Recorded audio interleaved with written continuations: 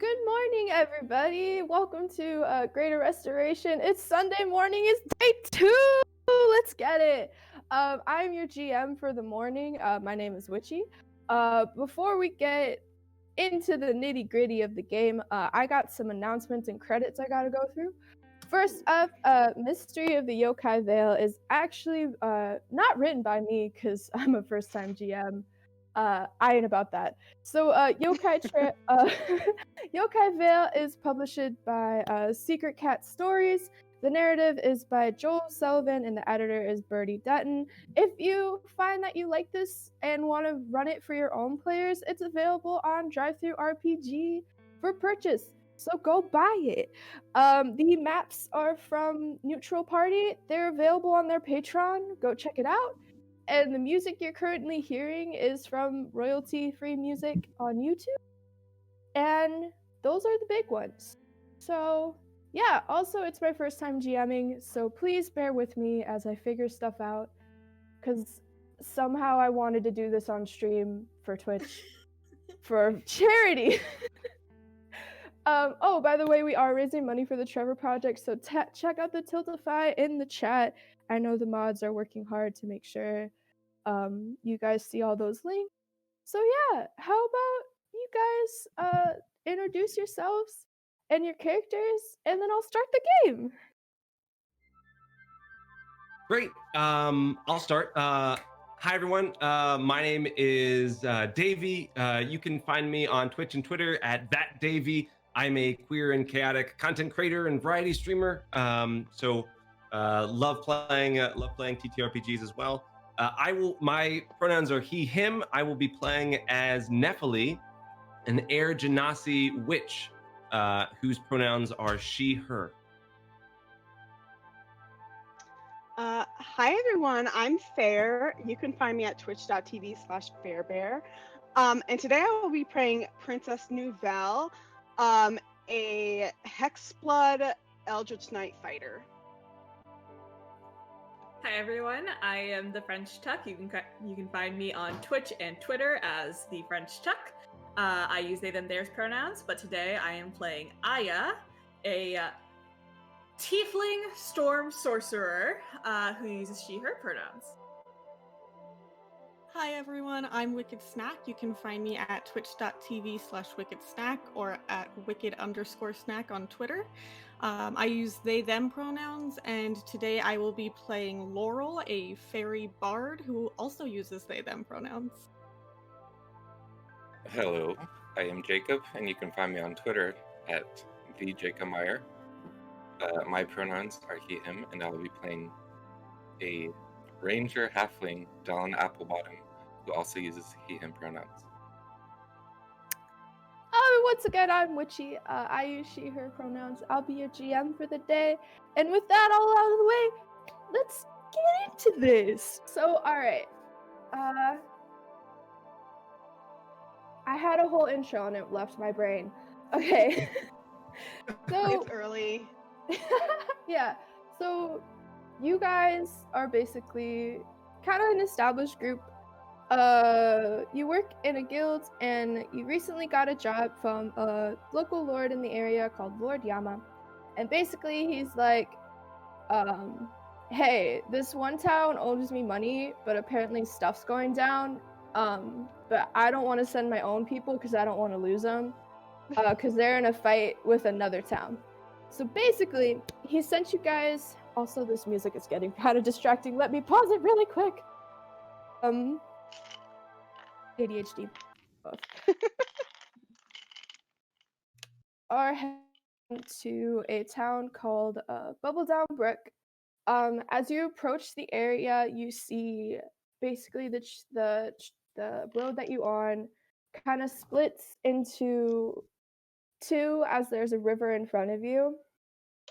And then one side has this one town that has a bunch of trees and looks super naturey and pretty. And then the other town, which is where you're heading to, Bubbledown Brook, has like water wheels and steam, and like it looks super mechanical.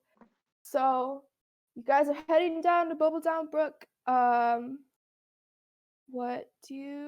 So he didn't really say who to meet with, but you're just kind of heading down to that area, so there you're going. Really, of course, right now you gotta start barking. Dog, please stop. Okay, so you guys enter the town. What do you guys want to do?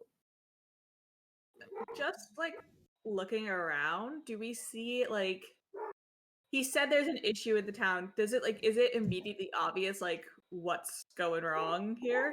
Yeah, you can tell that everybody in the town is heading towards the river that kind of divides the two like different towns. And you can see like a crowd starting. And it looks like there's kind of a blockade.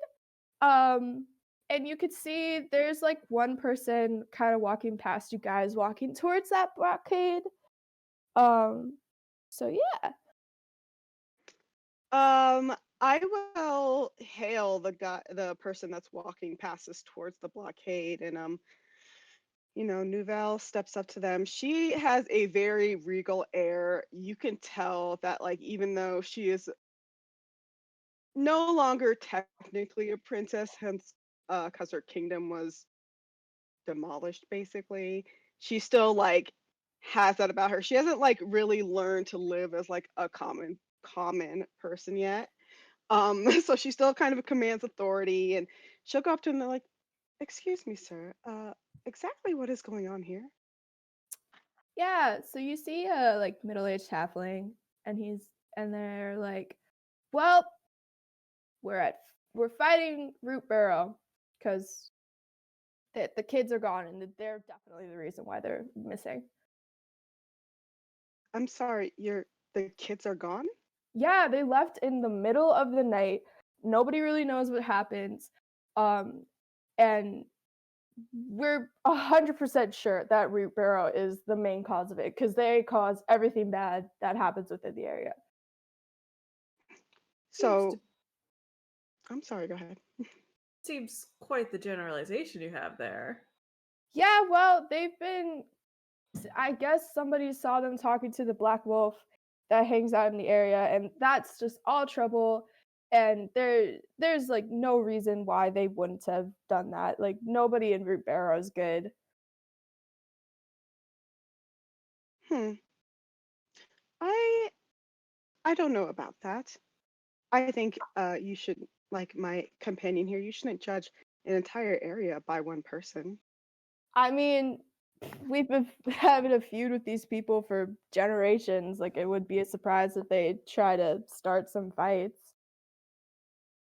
Why have you been feuding with them? They're just entirely different than kind of what we do, I guess. Like we believe That's that like silly. mechanical if you believe so, sure, but like I that's how we've been. I believe that is just a fact. Well, that's the fact that I live on. And then he just like starts walking towards the blockade. And as you get closer, you could see that there is an actual physical blockade of like boxes and like carts. And it's kind of like right in the middle of the bridge that connects these two towns. And you could see that there's a there's a half orc trying to get across the blockade, but like nobody is really letting them. And the two groups are kind of just shouting at each other. Nobody really wants to cross the midway point. But Chastity, the halfling you were talking to, is shouting at everybody. And yeah, it's just a commotion. Nephili yawns. Ah, sorry, everyone. Still kind of waking up today. There are children missing. Where did they go? You hear someone from the Root Barrow side shout, "They went into the forest." But nobody's like, I ain't going in there, and then like everybody on that side's like, heck no, like I'm not going in there either. Like it's bad. Like nobody goes in there and comes back alive, sort of thing. Hmm. And someone else, What's so bad about the forest?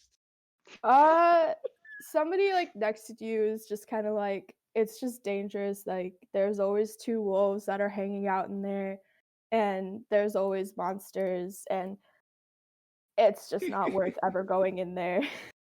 I like I think monsters. it sounds like fun. Well, then you guys could go into the forest and figure it out. Like I don't know, but I ain't going in there. Question: Mhm. Have your children also gone missing? Yes, like the root bear side's like that kind of like brings up a point, and everybody's like, yeah, too. I bet the Bubbling Brook side, there's been a white wolf around, and I think that they have to do like some sacrifice to get our kids back because it's their fault. They're the reason Nouvelle why the holds kids up are a gone. hand. Nouvelle holds up a hand like, please stop. And gives a deep sigh and side eyes. Somehow manages to side eye everybody in the vicinity with just one look. Because y'all are ridiculous. Your children are missing, and feuding with each other is not going to bring them back. You see this half orc just kind of look at you and start trying to cross the blockade. He's like, I don't give a crud about any dang kids. I just want to get my trade back. I just want to sell my stuff. And he's trying to force his way through the blockade. And at that point, a fight breaks out. Oh no.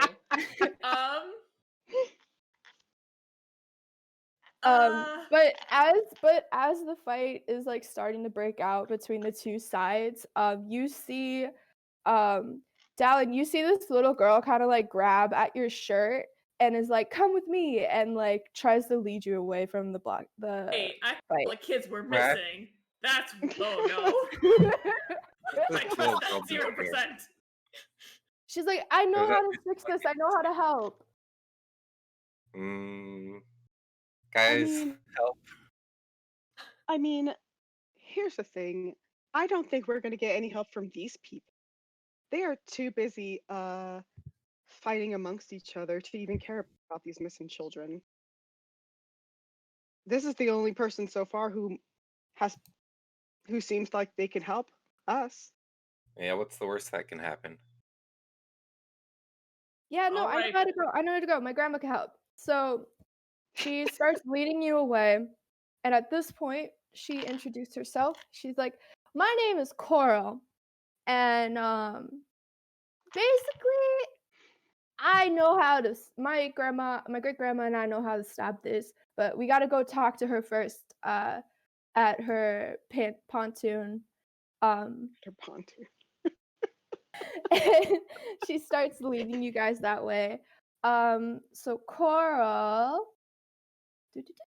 where is it? Her name is Coral Mistwater.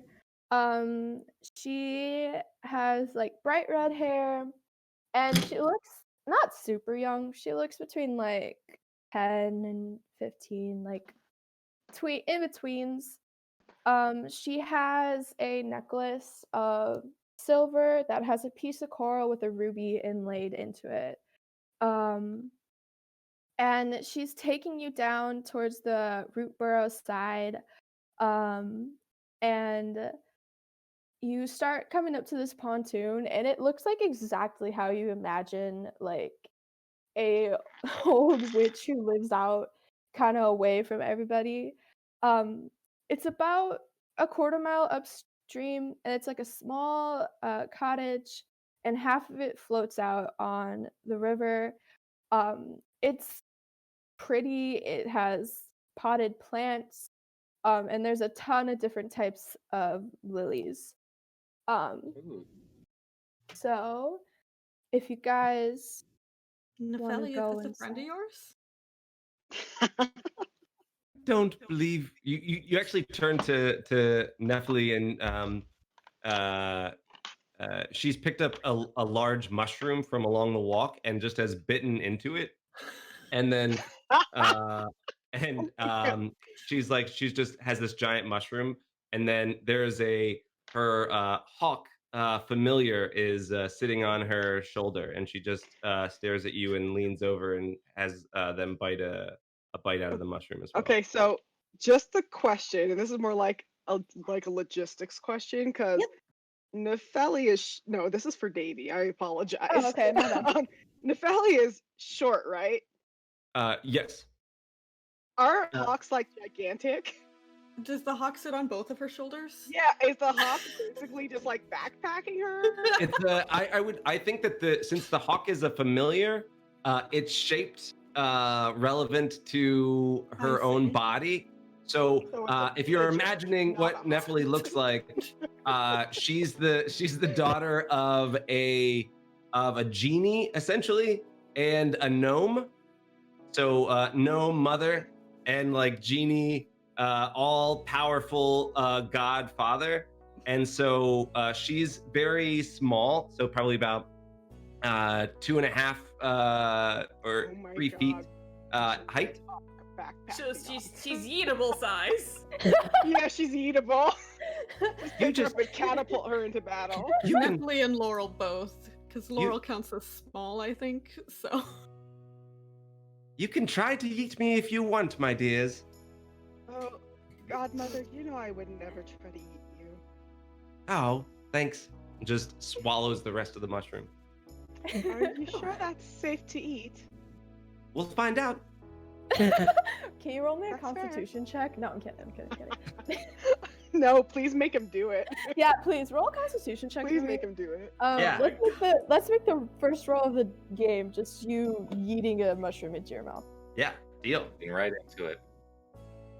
Oh my god. That's an 8. An Is 8? that just a straight Constitution or a saving throw? Let's just do straight con. Yeah, it's 8.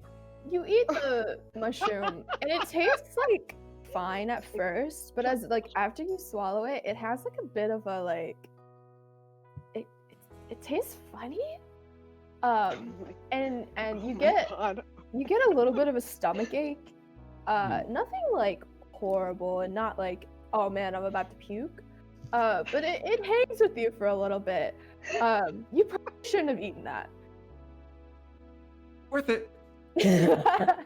Alright, so you guys head up to the door and Coral doesn't even bother knocking. She just like opens it and she's like, "What's up, Edie? I have people who want to help." And as you walk in, you see like this little old lady holding a cup of tea. She is like exactly what you imagine like a little old lady to look like. She has like super long, like super curly white hair. She's wearing like a witch's hat. And she has a necklace on that has a lily surrounded with ivy on it. And she's actually napping in an armchair. And she doesn't really seem to notice you guys are there yet. Can I just quickly do an insight check to make sure that this child is actually related to this woman, or at least has a connection? Tuck said, "Let's make sure we're not about to die." Yeah, go for it. Or she just, or this child was just like, let's go bother the old woman in town. Nah, go I for it. rolled this is what's gonna horribly happen an to the kids. 8. It's gonna be that kind of day. Okay, cool. It's one of those days. You can tell from what you can see, she looks kind of related. You could tell it's not like a super quick like, oh, that's her like mom or grandma relation, but you can tell there's like the face features are kind of the same. You're not really sure, to be honest, but yes. Hey, found family is real family. I'm just making sure that this is just Very true. Somewhat We related. didn't just break into Follow-up somebody's house just question. now. Trying to just Yeah. make sure. Yeah, what's up, Jake? Is the grandmother alive? She's stick. Yeah. knocked. Great She question. seems knocked the F out. You're not Okay. sure, to be honest. Maybe she had one of those mushrooms. I think she might have had a There- different mushroom. I think there was something in that tea, maybe. Coral. How Yeah, exactly can she help? Also, what is her name? Oh, this is Edie or Eddie. But her real name is Lily Hazel. Her name's Lily Hazel Brown, and she is my great grandma, or my great grandma. Great grandma, great grandma. I assume you would know. Yeah, it's my great grandma. Too early. Um, No, I imagine that was all in character. That sounded Well, just yeah, like that a was kid. all in character. Yeah. A kid being like, great grandma, great grandma, great. Like trying to do math but not understanding how it works anyway. I mean, she seems little enough that like all of that kind of is just she doesn't really know. Oh, go. Go. Oh, well, why don't you said she could help? Can we wake her up? Should we wake her up? Yeah, for sure. So she goes up and just kind of like taps Edie's shoulder, and she kind of just is like, "Oh, uh, voices. Holy crap, I'm too early for this." Oh, she's like, "Oh, hello there. Hi, Coral. Who are all of you?" I'm Dallin. Nice to meet you, Dallin. I guess, would you guys want some tea or cake? Yes to both, please. Tea and cake. So, as soon as you say that, she kind of just, like, it seems like she's doing a spell and, like, waving her hands, and then suddenly in, like, the little tea table in front of you, a hot pot of, like, tea and just enough cups for all of you guys show up, and then this super cute like afternoon tea sort of setup just suddenly appears in front of you, and it's like no other spell you've ever seen before, and it looks completely edible. It looks 100% real. Is it actually real? I mean, you could roll an Arcana check if you want to and find out. Laurel is Nephili going just to- takes one of the pieces of food and eats it. So you pick up like this super cute little like it looks like a little piece of strawberry shortcake and pop it into your mouth. It tastes like the best strawberry shortcake you've ever had in your life. Is there a table that the stuff is sitting on? Yes, there is. Okay, Laurel will hop up on the table. And I say hop because Laurel is a fairy that has been cursed to be a frog. So You mean Laurel... blessed? You mean Laurel blessed to be a frog? Hops up onto the table and also has some of the strawberry shortcake. Just takes the whole thing in her little froggy mouth. Their little froggy mouth. Yeah, and like when you guys eat stuff, it like suddenly gets replaced with another piece. It's like a never-ending thing of tea of cakes. Laurel's gonna be here for a while. They love this. Yeah, Nouvelle definitely helps herself. She's still very much like trying to learn magic, which is why she's traveling with Nephili. But she like kind of glances at Nephili, sees that she's eating it, and just eats it too because she trusts the old woman. Yeah, once I see my party members starting to partake, I will also eat some. But I'll turn to the old woman and it's like, we were told that you may be able to help us with the missing children fiasco that's overtaken both towns. What? What do you mean? They started fighting? Yes, there's quite the fight happening over on the bridge.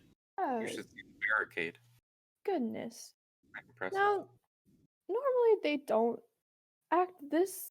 The feud is usually just not this bad. I'm entirely surprised this is happening. But why is there a blockade?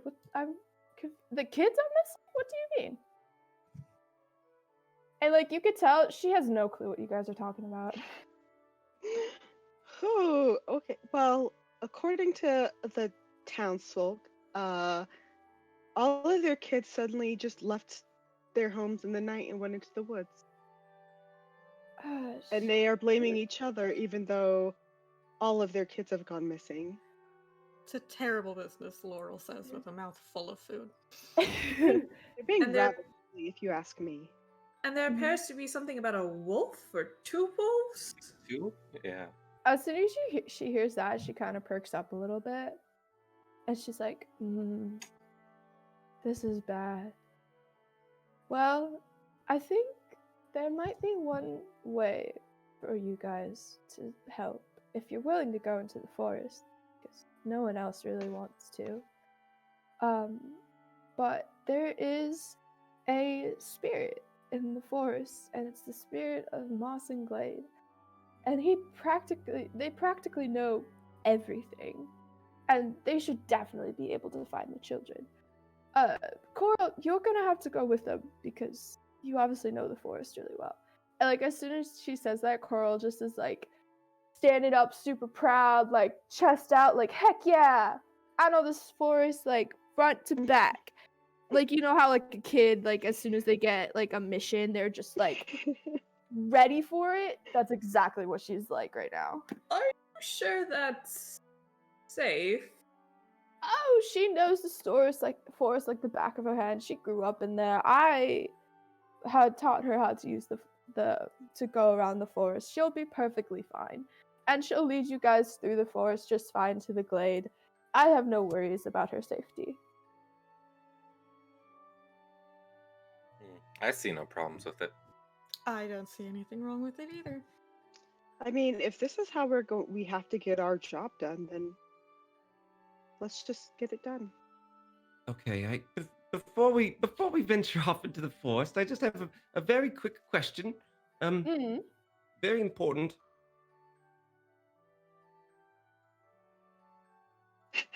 Do you think that the mushrooms in the forest are more edible and tasty than the ones near your cottage? Because I have to say, the ones out here, I hope you didn't brew this tea with it. Whew. She kind of chuckles and she's like, that would be for you to find out. I'm not entirely sure. Some are poisonous, some are not. It's sometimes just 50-50. Can I take some of the cakes to go? Of course, take as many as you want. And like, Have a to-go cup for the tea? and yes, she like as soon as you say that, like some to-go cups just like start like piling up right next to the like teapot there, and she's like, of course. Why would this spell be any good if I didn't have any to-go cups? Could it be like that? You know when you go to like Dunkin' and you get like a big thing of coffee for like the office? Could it be like that, just a carrying Yes, for sure. And like the carrying case just shows up right next to all the paper cups, and then like a little baggie filled with like sugar and honey and like stirrers show up like right next to it. legally distinct Dunkin' Donuts to go coffee? Yeah, just magical Dunkin' Donuts to go. That's not copyrighted. Nope. Dungeon Donuts. Yeah, Dungeon Legally dis- Donuts. Oh my god, I'm stealing that. Oh. Nouvelle would like to. Are we heading off to the forest right now? Yeah, sure. So Coral like, Oh. turns to you guys. Oh, sorry. Go ahead. I was just gonna ask, Dee Dee, do you have any? You seem quite versed in the magical arts. Do you have any items that may be able to help us? I have a feeling that we may come across some mischief in the forest, and if you have anything that could help, that'd be wonderful. I don't really have anything, but I know that Root Burrow has a lot of magical items and stuff with the such. So if you feel like you need to buy some things, you can. But I believe that you should be just fine without it. I think Maybe the tea we is can- helpful enough. Yeah, maybe we can befriend the wolves with the cake. She says, you can definitely try. Before we leave, Nouvelle wants to. I'm trying to think of how to say this. It's not gross. What are you planning? What are you doing there? Okay, I won't do the kind of cringy version. She kind of takes like she cuts off a lock of her hair like from the back, just a curly piece of hair, and she'll imbue it to be a magic token. And she will leave it with permission of Edie. She will leave it in the home, and that way, like if they need to communicate with Edie, she can send a message to it through it to her. As long as they're on the same plane of existence and within 10 miles of it. Yeah, for sure. Edie definitely takes it. She's like, oh, this is a grand idea. Just call me if you have any concerns, but I'm sure you guys will be fine. Just make sure the children get home safe. I was gonna do a tooth, but I decided not. Thank you, Fair, for changing it. So yeah, I'll do that. That just takes like a inaction. And yeah. You were just gonna casually pull out a tooth? Listen, I hexblood. love it. And when you're a hexblood, you can harmlessly pull out your teeth or nails to make a magic token. I love I hate that. Oh, I hate that. I actually hate it. I actually hate it too. So like the fact that I'm even playing this character, this race is surprising to me. I as love well as everything everyone about it. else. Right. So Coral starts walking towards the door, and she's like, all right, guys, let's go. And she kind of does like the big arm, like, follow me. And she starts heading into the forest. And you can tell right away this kid knows what she's doing. She knows this. It truly seems like she knows this forest like the back of her hand. And so you guys start walking, and you guys are walking for like about an hour. At that point, if you guys want to like talk to Coral, you guys are just walking through this pretty forest. There's Anyone else got into the woods stuck in their head now? I don't because I've never seen it, thankfully. Into the woods and down the path. Copyright. Oh shit! Oh shit! Let's not today, guys. Oh, look at them! Oh, they're gone. We lost them. R.I.P. Tuck. Tuck, that was amazing, but Tuck, let's not today. Tuck, just at least show your forehead. Oh, Tuck is alive. Tuck is alive. Tuck, I love your outfit. You look cute today. hello. I am embarrassed. Please continue. It's okay, don't worry about it. It was so cool. Alright, so you guys are walking. Coral's kind of just like leading you guys along. Got anything to say? Like, do you want to ask her questions? Like, So how long have you been in the ranger business? oh, I'm a ranger. I'm not a Mhm. ranger. I'm just training to be one of the protectors of the forest, like my great grandma. Is that an official title? I don't know. That's a question for Edie. I just do the things I'm told to do, and yeah. I mean, I don't want to like step on your toes or anything. Oh, is this like your business? Do you do the ranger? I'm pretty good at it. Oh yeah? Do you know where we're going then? Do you know which way to go? If I turn left right now, would I be going? Huh? She said pull up. And she basically kind of stops and like turns around and stomp a foot down and puts her like hands on her hips and like stares at Dallin. Dallin just kind of like looks around. He's like, "Huh? When did we get in a forest?" My favorite part is like I love the idea of level 3 characters be like, I'm really good at what I do. It's like you're so squishy. You're a toddler. You're a baby. He says, "Well, clearly you're the expert here," and he like flips a gold coin to her. She like catches the gold coin and she doesn't know what to do with it. She kind of just like stares at it in awe, and she's just like, I don't know what I deserve this for, but okay. And she pockets it, and she keeps going forward.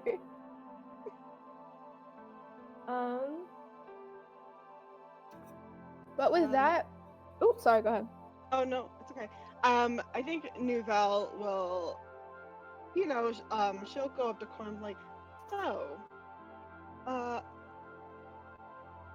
is there a reason why you resisted the call, like, unlike the rest of the children? I don't know. You don't know? Not really. All right then. Probably because I work in the forest so much, but honestly, no idea. Okay. Just wondering, just trying to get insight. You seem to know. Oh yeah, I'm super smart. I'm like a super smart kid. I can tell. Thank you for leading us. Of course. I just want to make sure everybody's okay. And yeah, so yeah, okay. I'm gonna let my character die for this character. You look behind you, and Nephili is trying to catch a frog. There's like just Is a it frog. Laurel? It's not Laurel. It's not Laurel. Okay. Laurel is riding on Nephili's head as Yeah. Nephili is doing this. Oh my gosh, that's so cute.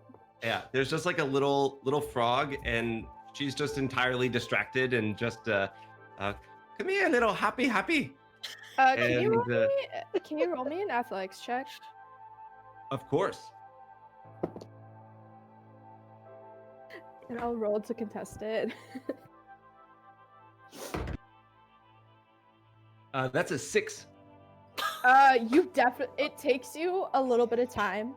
The frog is particularly slippery, but you do eventually catch it. Ha! Hello, little friend. And she just kisses it on the top of the head. Off you go. It turns into a frog cursed to be a fairy. It kind of just drops to the floor and like it just stands there for a second, and then it hops away. And then it turns into a prince. No, I'm kidding. I like to imagine it. Don't get Nouvelle's hopes up like that. Nephili just winks at the frog as it leaves. Oh my god. Laurel's like, I'm the frog in this party. As we travel along, we notice anything changing? Like, it's just the forest seem to be getting darker or moodier or anything like that. The Is trees. the forest emo? The forest is getting a little bit more emo, but it's been about an hour walk. You guys are pretty deep into the forest now. But then the area opens up into this glade. And as you guys walk up, you see that it's kind of surrounded by trees. It's really pretty. But then, like, as you look around on the ground, you see, like, skeletons? Just piles of skeletons. Some are ancient, and some are newer, and some are, like, decaying. Like, you could tell it's been there for a very long time. Gotta ask, do any of them look child-sized? Roll me an intelligence check. Oh no. Oh, I don't like this. I don't. Why did we trust the old woman and the child leading us into the woods? I don't know. Natural 20. Woo! Finally, somebody has a good roll. From what you could see, the most recent bones do not look anything like a child. They are all pretty much adult size. I mean, there's definitely some really small bones, but they look like the bones of like halflings or like gnomes, but there isn't any bones of children. Okay. So Um, are these all humanoid bones? Like, do we see any animal bones? There's some animal bones too. Okay. Do. At this point, Carl's like, usually it's here. I don't know where it is. You don't know where what is. The spirit of the forest and glade. Are the Does this- bones normal? Yeah, it's been here for a while. I'm kind of regretting all that cake. Is there something in that tea? Can we tell if this is like a feeding ground? How about all you guys give me a perception check? Ooh. Ooh, okay. Ugh. My little character sheet. Perception. Mhm. 21. Ooh. 14. 15. 11. 8. Okay, so some of you guys just notice this moss pile in the middle, and then some of you guys see this moss pile, but also hear snoring. And as you guys, so like you hear the snoring, there's a pile in the middle. Yeah.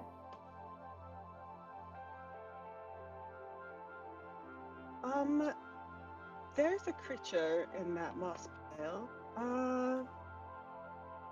Do we want to skirt around it? Do we want to wake it? Is I that mean- the creature we're looking for? Is that the spirit of the forest? Coral, do you know? Coral kind of just looks at the moss pile, and she's like, I think it is? And she kind of goes up and like gently like pokes it. And Nouvelle goes up with Coral, just in case. Okay. And really quick, Laurel will pull out a little flute that they have. It's basically a hollowed out twig with some holes cut in it, and we'll play a little song to give Nouvelle a bardic inspiration. Thank you. And that's a D6. Yes. as you start playing the music, you guys hear like this yawn, but it's not like your ears are hearing it, it's like in your head. And as like right before Coral goes to poke it, it like this little moss pile like raises its head, and you see a face of like an owl with antlers, and at the top of its head are like two little like super cute round like bear ears, and it slowly rises up and gets taller than Coral and Novelle and almost everybody else. Its body is completely just leaves and mushrooms. There's bugs and creepy crawlies crawling all around it and in it and around it. And it looks at you guys and sorry, one second. It says, hello. Hello. Good morning. Are you the spirit of the forest? Yes. Nouvelle doesn't know what else to say, so she looks down at Coral. She's floored. She's never seen a creature like this before. We're all just asking this child to lead us through this mission. Basically. Excuse me, moss person. We are you the spirit of the garden and mushrooms? Yeah? And it kind of does like, you know, like when a dog like does the like side head, it does that. Good. We're looking for wolf children, or what are we looking for again? We are looking for kids that have gone missing from the town. We were told that they came here. Yes. And possibly there's some wolves involved. Yes. I can help, but answer 3 riddles. Oh no! Get ready, y'all. This is your Oh. early morning. This is your early morning brain It's not even exercise. 9:30 in the morning, and you are making us do It's riddles. not even 6:30 in the morning here. It's not even. Oh, yeah, that's it's not disgusting. even- Welcome to D&D. Oh. There's always riddles somehow. All right. Oh. And Coral is just standing next to it and is like, okay, yeah, we got this. Riddles aren't that hard. And it looks at you guys. And the first riddle it says is, Pulls out the notebook. I'm gonna say this in my normal voice so it doesn't get misinterpreted, but it says, I touch your face, I'm in your words, I'm lack of space and beloved by birds. Can you say that one more time, please? Yeah. I touch your Actually, face. is there a chance you could put those in the chat so we can read Yeah, them? for sure. I got you. Is it the wind? As soon as you say wind, it moves a little closer to the party and regards you guys carefully. It becomes slightly larger, rears back, and blows a long, forceful gust of air into your face. It smells of wet grass. Is that a positive or a negative? Is that a yes? Yeah. You can roll a perception check, and I'll let you know. Nephili has never felt more alive than at this moment. It's the wind. I got a Eric 12. Natural 20, so 24. Ooh, yeah, okay. Okay. Okay. Okay. Look, it got a little. I know it got who's a gonna little be. I can symbol. see who's gonna be carrying this party. Yeah, honestly. All right, so you could tell that, like, yes, that's definitely a positive answer. And at the same time, you hear like a rumbling coming from the spirits. Is Did that they eat one of the normal? mushrooms? Are they What okay? is the next riddle? The next riddle is: I fly without wings, I cry without eyes. What am I?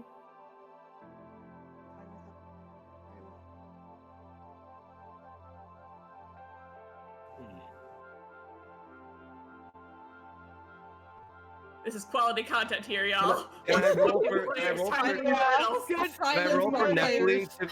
Can I roll for Nephili to be smarter than Davy? Yes, Is Kim. it the, Do it, Davey. this is the shot in the dark. Is it the heart? As soon as you say that, it kind of just like tilts its head sideways and is like, hmm? So no. Okay.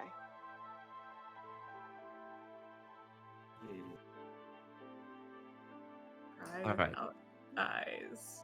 And he kind of The like urge to looks. Google is He so looks hard. up. Do So not strong. Google. I'm not. You can see my hands are in my lap. Flies, I'm not flies without Googling. wings. Hmm? What's the second line? Cries I Cries cry without without eyes. You could tell, and at that kind of moment, he kind of like looks up at the sky. Oh, clouds. As soon as you say that, the creature tilts its muzzle up towards a single white cloud in the sky and an otherwise perfectly blue sky.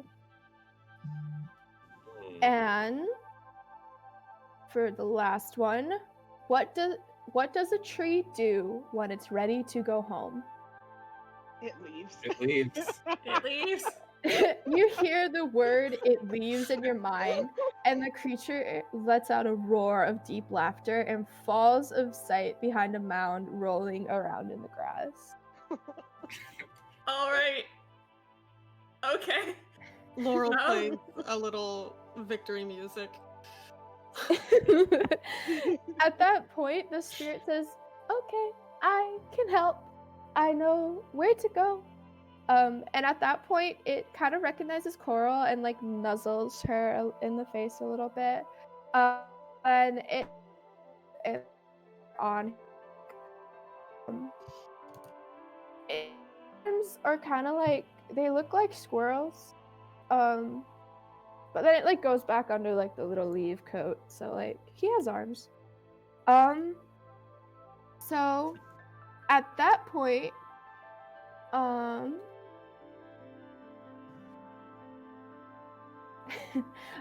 so at this point, it says, "All right, we could go now."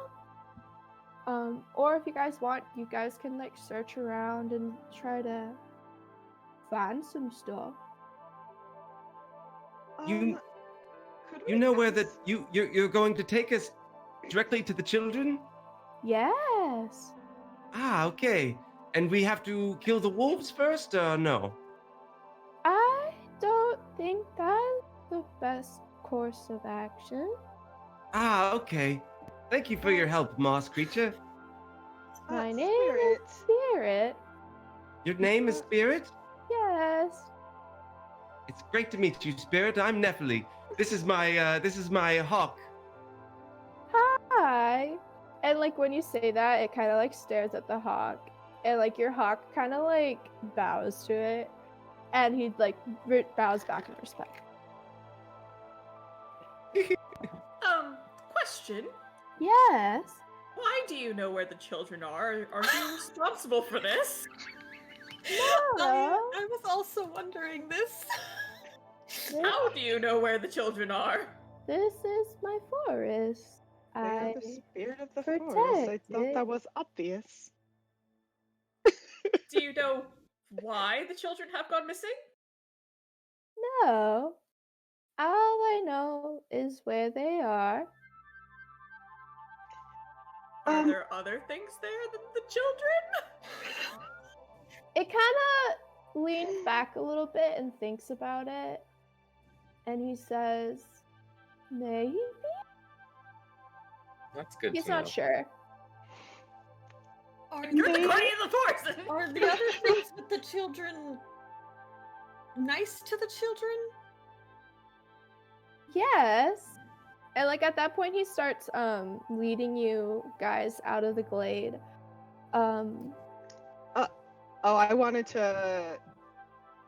I wanted to do two things. I want to ask about the bones.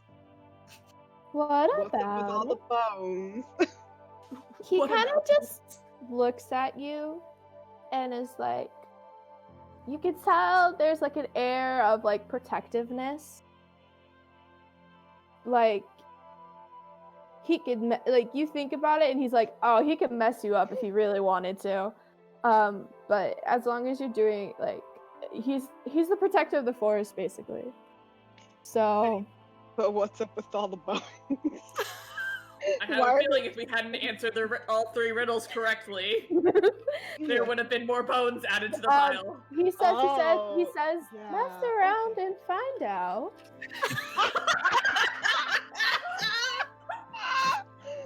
Oh, okay.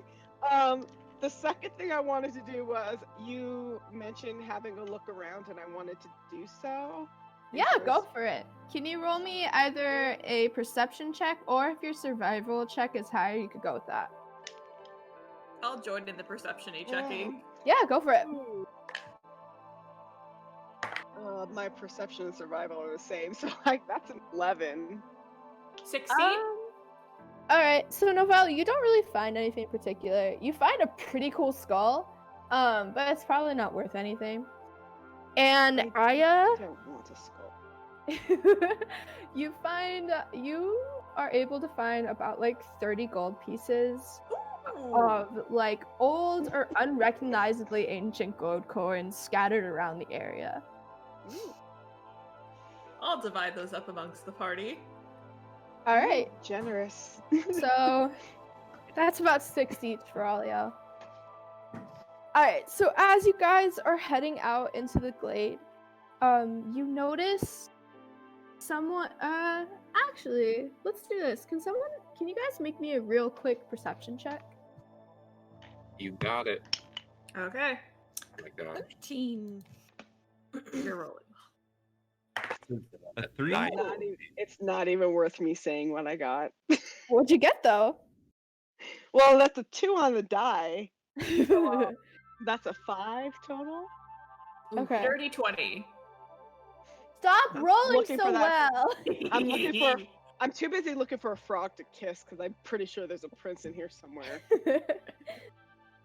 All right, so Aya, you just kind of glimpse out into the forest, just trying to be a little more cautious and make sure nothing's really going on.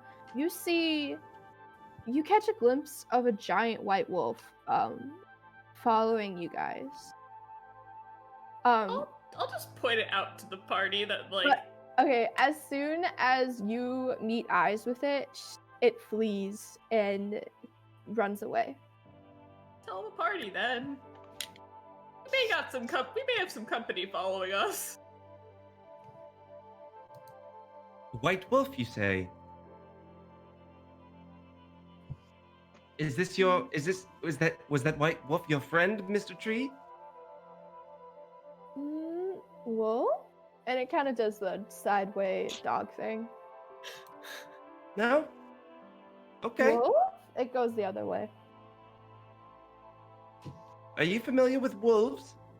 Yes! They're like dogs, but maybe a little bit bigger, a little bit more wild. They live here? Of course I know wolves. Okay, great. Me too. Are the wolves good or bad? They're wolves. Fair. So indifferent. Wolves.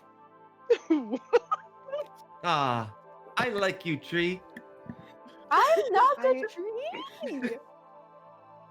Nephili just keeps walking forward. Okay, so you guys are heading. So as you guys are heading out, the forest is starting to get much more cramped with trees. It starts getting really spooky and dark. And basically, it's daytime. You guys know it's daytime. It has to be the middle of the day, but because there's so much tree coverage, it's almost like it's dusk and it's turning into nighttime. You guys are starting to walk, and it's been about a half an hour when you guys, or about an hour, the thick and gnarled branches block out a lot of light, but you see glowing eyes in the darkness. I need everyone to throw me a wisdom saving throw. Oh no! Is this a charming or frightened? Let me pull it up in chat. I got a nat 1. Oh, Total of rip. 2. All right. Okay, give me 1 second. I got a 7. Okay. I roll well on perception. I roll horribly on saving throws. Okay. I got a 7. I got an 8. Oh my god. Oh my god. Okay. Bear, save us! Give me just a second. Okay, so Dallin and then Laura? A total of 2. 2? Okay. And then Dallin and no. And then Nephal, what'd you roll? I rolled an 8. An 8? Okay. You can see how my voice like shifts from Nephili to it's like a spectrum of Nephili to Davy. Okay. And then Novel, what'd you roll again? Is this a charming effect? I'm sorry, let me double check. It's okay. No, I do not believe it is. Okay, well in that case I got a 13. Okay. Wow, our party rolled so well. It's high. Okay, so Let's hope the child rolled higher. Nephal, you just see your entire team, their eyes kind of go blank, and they just start walking towards these eyes, and they're just walking over there. So I'm the only one who is not affected? I think Uh, she said Nouvelle. Oh, Nouvelle. Nouvelle. Yeah, Oh, sorry. yeah. You got like a 6, dude, or whatever. Yeah, I was. I thought you said my name. I got a 13. Literally everybody except for Novell is Okay. affected right now. Gotcha. Okay.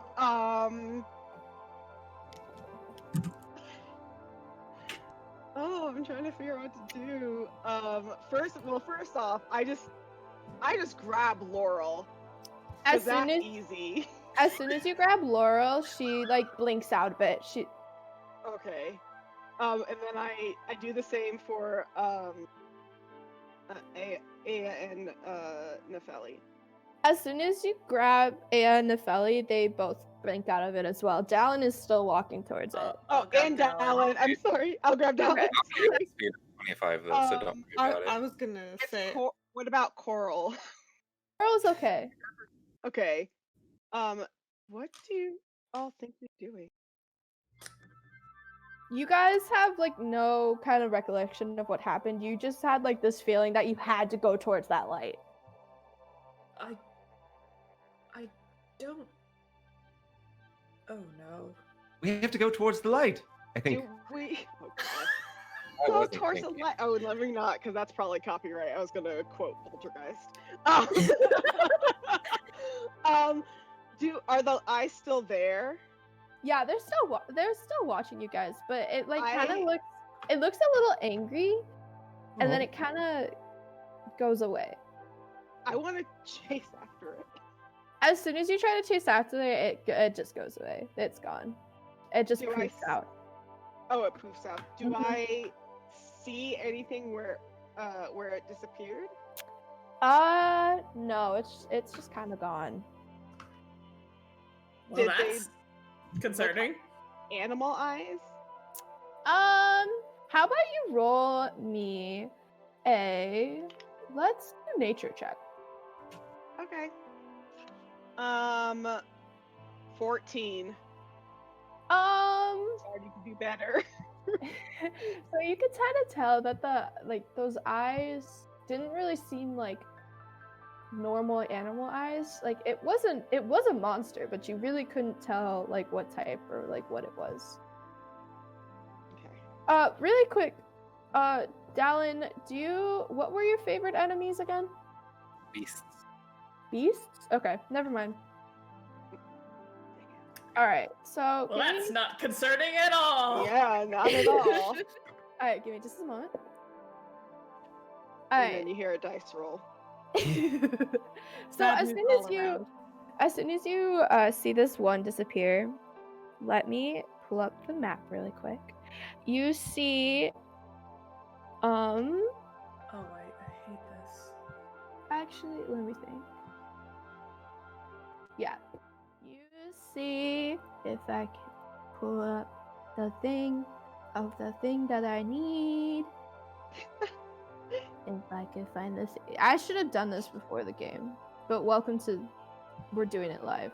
Well, welcome to DMing, honestly. Yeah. Yeah, welcome to DMing. I didn't really know what I needed to prepare for this. So, oh man, So, okay. We're gonna use, this isn't what it looks like. I'll describe what it looks like in a second, but this isn't what it looks like. Where'd it go? There it is. Okay. You see these 4 eyes pop up and they look like glowing orbs. And they're just staring at you, and you realize that it looks exactly like the same eyes that just tried to pull you guys in. And I need you guys to roll initiative. Oh no. Okay. You're- Hmm. Okay. Hmm. Okay. I got a Not 6. okay. Oh my God. I'm honestly about to get up and get different dice. I already swapped earlier and then I'm rolling like the same. Like, Do if you want guys to go see me. around and Sam? Yeah. 12. Okay. 11. That was okay. Oh no, Aya got.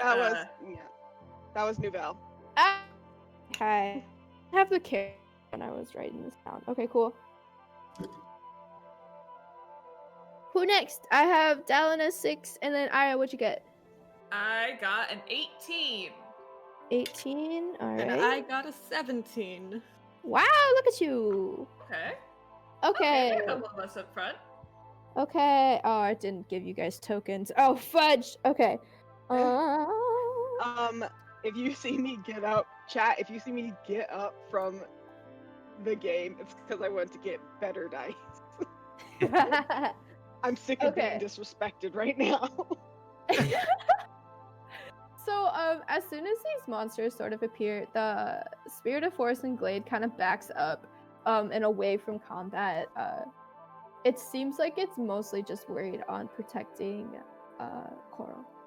Okay, that's valid. Protect the child. Okay. Just random things. I think you roll 20 for free assets, just saying. While you're doing that, I keep wanting to get more in the character of Nephili. I keep wanting to put these glasses on the edge of my nose like this, like an old woman. Except now, I feel like every time I do that, I look like Chuck Schumer. Oh, no! That's amazing. It is a little bit young Chuck Schumer. Okay. Oh, no, I feel like I can't. Big old cringe from your girl over here. Nah. Alright, first time for me running combat, so let's do this, I guess. Alright, Aya, you're up first. Which token am I? That's an excellent question. Let's do this guy. Okay. Okay. Do. Can I be this person? Yeah, go for it. There you. I can't move it. I'll move it. Fudge. I'll move it for you guys. Okay. It's okay. It's fine. It's all in the mind, anyway. Yeah, just imagine it. This whole game is imagination, anyways. Isn't it real? Let's do a good old chaos bolt. Alright, which one are you going at? I'm gonna go for this guy. Okay.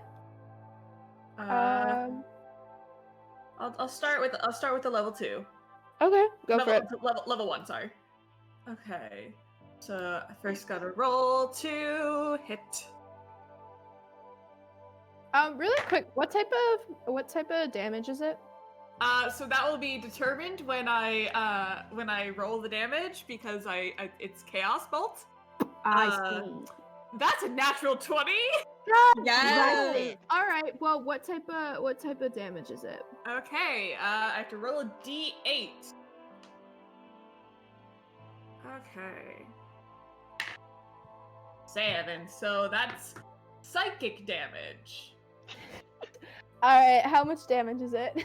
Okay. For roll 20s, let's just keep it simple and double the amount that you roll. Okay.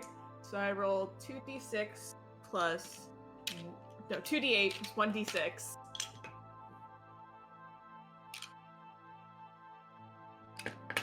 Oh god.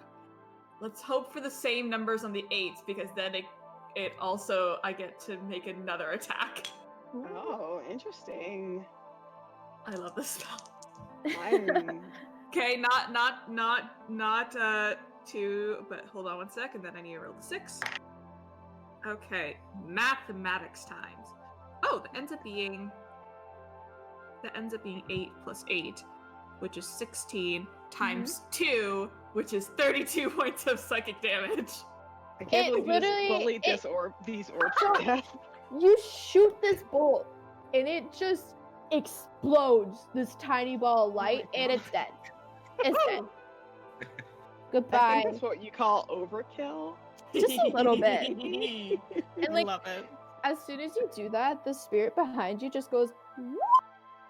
Woo! And then, as a bonus action, as part of my tempestuous magic, I'm going to there's going to be, you're gonna see us like, you know how in Avatar like there's like the swirl of air and then like people like can like when they like when they do like air magic, air bending. Mhm. I listen, it's early. You're gonna see like these like this like swirling like wind at Aya's feet, and then she's just gonna rocket up and she's gonna fly 10 feet. And let's go.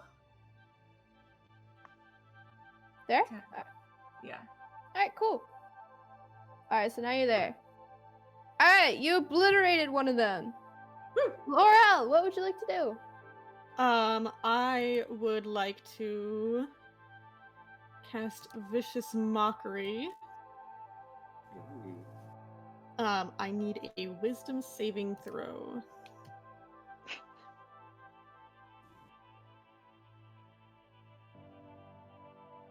Oh, from him? Oh, wow. Brain don't work. It's I okay. forgot that I'm the DM for a second. You're so valid. Clearly, we're not trying to actually kill these spirits, but we're trying to really emotionally damage. Yes. I got an 8. Okay, that's a failure, so you'll take 1d4 of psychic damage, Alright. which is 2 points of psychic damage, and it will have disadvantage on the next attack roll. Okay, which one did you want to hit? This one right in front of us. Alright. So he got hit with 4. This. Okay, sounds good. Alright. Anything else you would like to do this turn? Nope. Okie dokie. So now it's gonna be these guys. I guess I won't hide what they are anymore. These guys are will-o-wisp. Oh, okay. Don't look it up. Okay. So this one is gonna move forward a little bit. And is gonna hit Laurel, who just hit her. Who I'm gonna say this is Laurel. We're gonna move her. Okay. And that is 17 to hit. And that was at disadvantage? Nope, I didn't roll again. That was you're so lucky I just got a nat 20. So So it's the 17. okay, yeah, that does hit. Oh no. Okay. Alright. Okay. So let me get where are my dice? Donde! I'm so prepared, guys. Hi, welcome to the most prepared GM you've ever had in your life. Are you an 8? Yep, okay. No, that's not an 8. Oh my gosh, are you serious? I swear I have a D8. There we are. Okay. That is 9 points of lightning damage. Ooh. Ow. How Laurel then- gets hit and they're just like, rude. And then this one is actually gonna become invisible. No. And then this one is gonna fly over here and attack. You know what? Let's do that. And attack. Yeah, let's just attack Aya. And she is gonna be same thing. That is an 8. I'm assuming that doesn't hit. Thankfully, no. Alright. My AC is low, but not that low. Alright. So that's it, because there's only 3 of them. So, Nefel, would you like to go? Yeah, Nephili, Or Nefel, that's okay. Nephili, after seeing Aya fly into the air, she will push her sleeves back, and you just see this as an air genasi. You see that this just natural wind. It's always kind of flowing around her, but is particularly as she kind of focuses, just a gust of wind kind of blows, and you see the fabrics of her clothes and robes just kind of flowing naturally in the wind, and she pulls a twig out of her hair, and it's a long twig that was holding some of her hair in a bun in the back, and pulls it out, and you can see that she readies it like her wand, and she will go to the nearest orb, and cast Ray of Frost. Okay, go for it. So that's an attack roll, and it is 19 to hit. Ooh. That just hits. What? What? Go ahead and roll damage for me. No, you'd hate to hear that. Okay. So that is going to be 4 points of cold damage, and their speed is reduced by 10 feet until my next turn. All right. So they're actually resistant to it, so it's going to be 2 points of damage. Are you attacking this guy right here? Sorry, which one? Yes. Okay. Okay. So, okay, that's 6. That's good. That's good. Anything else would you like to do? No. Okie dokie. Novelle, it is your turn. Okay. I'm shook by the 19 just hitting. But I am going to chill touch this one. Okay.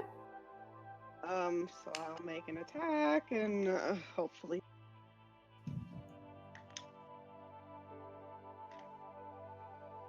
It was on a 19 and then it rolled to a 3.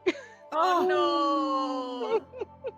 So you go to touch this little ball of light, and it just kind of like flies to the side and flies back. You didn't get it. Okay, yeah. Makes Alright. so much sense. I'm about to get new dice. As soon as when we go on break, best believe these dice are being changed out. Alright, but alright. Is that your turn? Yes. Alright. Apple bottom jeans. What you doing? Boots. Is this one Dallin back there? I'm sorry? Is this Dallin at the very back? Yeah, sure. That looks like a ranger, right? Yeah. So he'll cast Hunter's Mark on that farther one. This one? Yeah. Okay. And he'll prepare his longbow and try to let one off. Let's see if he hits it. Okay. Shoot. That is 14. That misses. Ah. Sorry. Okay. You're level 3. You don't get a bonus action. Alright. So back to the top. Aya, it's your turn again. Okay.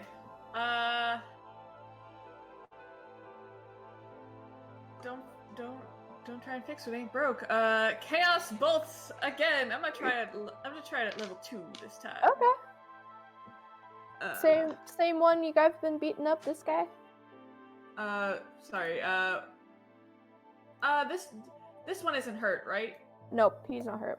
I'll do that one instead. Get one that has nothing on it yet. Okie dokie. Okay. I know that's not going to hit, so I'm going to use 2 sorcery points Oh! to re-roll. Damn, I hate sorcerers sometimes, not gonna lie. And I have to use the new roll, so let's hope for something better. And I rolled something worse, that's not gonna hit. Alright, so your little... Oh my god, what is up with this morning? So your bolt of magic just kind of flies past it. It just kind of watches it go by, and then looks back at you guys. All right. It's not impressed. Does not The approve. disrespect of it all. Look, Okay. it is your turn. Okay. I will cast Dissonant Whispers on the one that attacked me. So I need another Wisdom okay. saving throw. Okay. That was a 7. That will also fail. Okay. So That's a lot of day. it's 3d6, so that's 11 points of damage. What type? Psychic damage. All right. He is not. This one right here is kind of flickering. He's not looking too hot. Okay. But with go ahead. My bad. Well, just the last thing. It must immediately use its reaction to move as far as its speed allows away from me. All right. let me pull out the handy dandy ruler really quick. Laurel did not want to get hit like that again. Okay. He goes all the way Laurel over said, here. "Not today." He was like, shoot, and back. He like shimmied back a little bit, like if a floating ball can shimmy, and moved all the way back. It just looks like one of those orbs that people think are ghosts. Just whoop. And then Laurel is going to use their movement to get behind someone else. Okay, so since everybody, I'm pretty sure I made this Laurel, so I'll just move you back over here. No, that was Aya. That was I. Sheesh. Okay. Laurel can I think- nestle into Nouvelle's hair. Yes. Perfect. Okay, I'm not really concerned with like token placement or anything like that. So yeah, That's you do totally that. Fine. All right, now it's the good old Wisper's turn. So this guy right here is going to move. Can he make that? Let's find out. Yeah, he'll make that.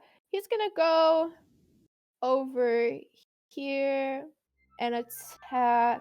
I believe I made that Nephili. So let's do it. Nephili. That is a 15 to hit. You're muted. Or Oh, something. no. Yes, a 15 hits. Okie dokie. That is 6 points of lightning damage. I don't like that one bit. And then this one is gonna fly up to Dallin and attack him. That is 15 to hit. That does not hit. Ooh, sheesh. Okay, so he tries to shock you, and like you're such a cool ranger, you just kind of like sidestep it. All right, and then this one. Oh, that's the map. I didn't want to move that. Then our invisible boyo is gonna come up to Aya, and he's gonna come on back into it and attack. That's a 19 to hit. That Which one came back? Which one hit? The one that was invisible. The one that was invisible. Is this the one that's supposed to be frightened of? No, that was another No. one. No, And that- I can't tell. Oh no, that this doesn't- one was.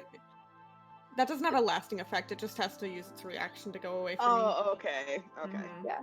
Dang, I'm trying to. Rules lawyer. It's Let okay. tail I run. honestly appreciate it because I'm still learning. So like, No, please, no problem. lawyer Ray. It Alright. I probably should be like actually looking at the map, but I keep looking at everyone's faces. It's all good. I Alright. love you all.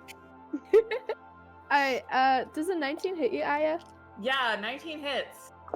That's going to be 9 points of lightning damage. Cool. As my reaction, I use Hellish Rebuke. Oh, Yes. remind me again what that does. Make a dexterity saving throw. That's 16. Okay, that saves, so you take half as much damage. So I'm gonna roll my 3d10 All right. What type of damage is that again? fire. Okay, go for it. Okay. Mathematics again. Maths. That is 19 points of damage reduced to half. So you decide. I think that'd be 9 points. Of damage. Yeah, Yeah. that's 9 points. Okay, yeah, for sure. 9 points of fire damage. Ooh, And I lost my pencil. Oh no. It literally fell out of my hand. Oh god. All right. Okay. So 9 points. I need a calculator. 1 second.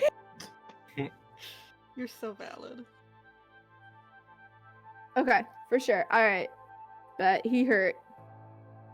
Okay. Good. And then, so those are the 3. Okay, cool. Those dudes are done. So Nefeli, what are you doing? Okay, so there there are 3 orbs. Yeah. Which of my tokens am I again? Sorry. I believe I made you Any of them. this guy, but at this point I can't remember and it doesn't That's matter. okay. So there are 3 around us. Yes. And some are more injured than others. Is it clear what's the Yeah. status? Yeah. So this boyo is super flickery. This boyo is kind of flickery, and this guy is stable. Okay. The super flickery one, Mm-hmm. let's say. Nefeli will twirl the twig around in her hand and point it towards the super flickery one. Mm-hmm. And mutter an incantation under her breath. While she like pulls out some leaves from her pocket and breathes into the leaves, and there's a spark that kind of starts at the leaves. And when she points at her wand, she will cast a witch bolt.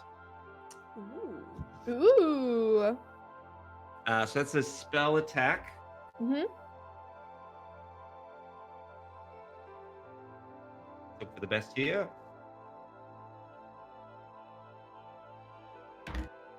All right, that's a 17. That does not hit.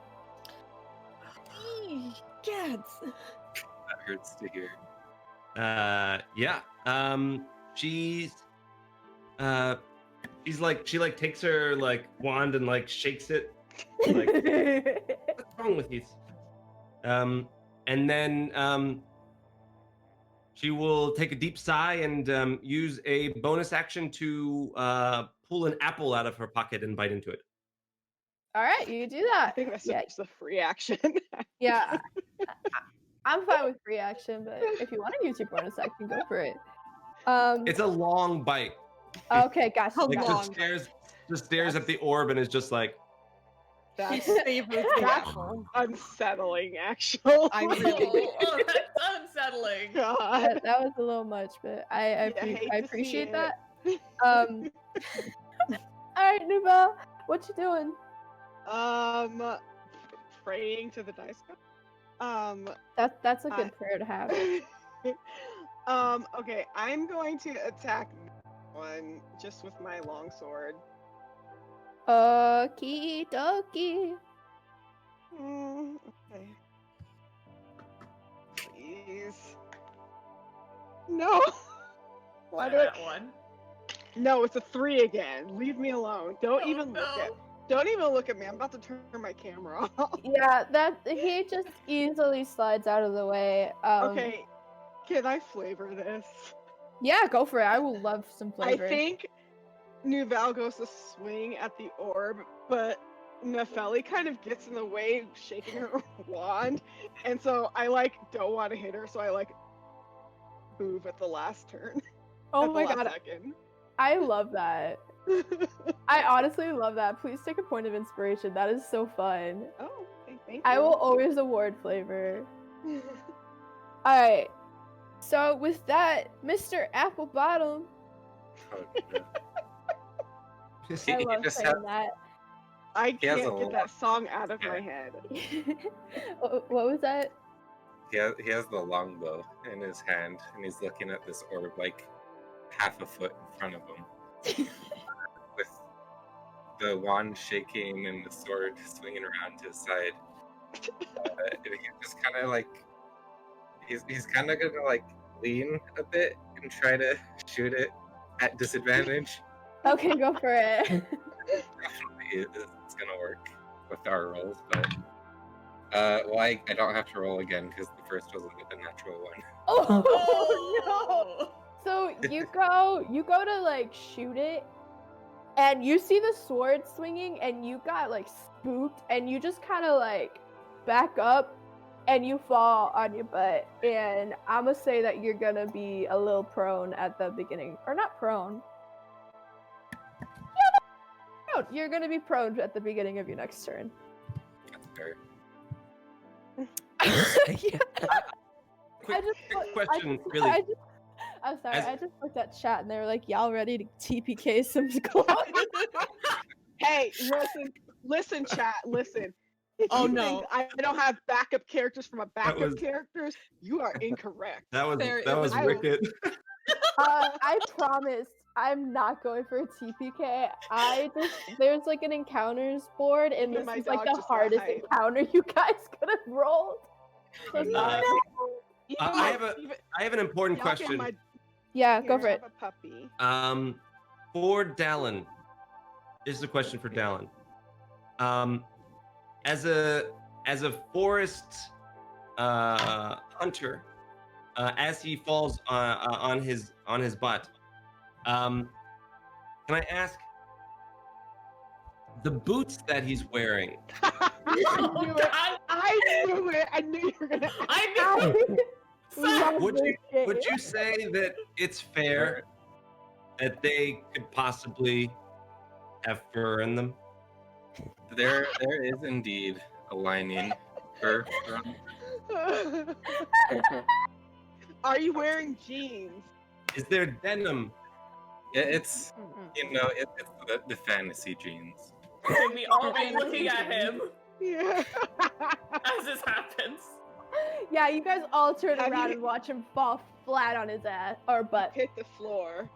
I was gonna You- say, I was just about to Eddie, say, you could say she's that already he- got low. Dallin got low.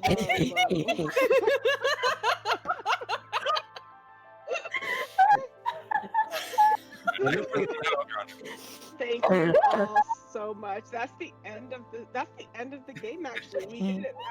That's No, the end of the weekend. That You was better so roll good. on You it. say That's so it. That's good. You it. just Thank you thinking guys so Oh. much for joining us here at Greater Recreation. Yeah. Make sure you donate to Trevor Project. Okay, Can okay, someone please clip that? Please, Yeah, I want to see hey. a clip of that. chat. You better be clipping. All right, let's get back into it though. So, we're back to the top of rotation. So, Aya, girl, roll some magic. Okay. Gonna try it again. Chaos bolt. Which one's not hurt as much? This floaty boyo. Can Oh, you my ping- pencil again. Can you ping? I can ping again. Which floaty boyo is the least hurt? This boyo. I'm a pinging. You It's guys for not some see reason not showing up. This It's boyo? because it's up. He's here. This boyo. Yes. Sorry, I was Okay. on the wrong layer. It Oh, happened. yeah. Okay. Okay. Would my chaos bolt be at disadvantage because I'm in close range? I'm gonna say no because this combat is getting long. Okay. Great. I'm gonna try it again. Chaos Bolt. What? I'd like Tuck did earlier.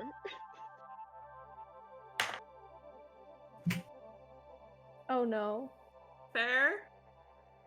What did you do to my dice?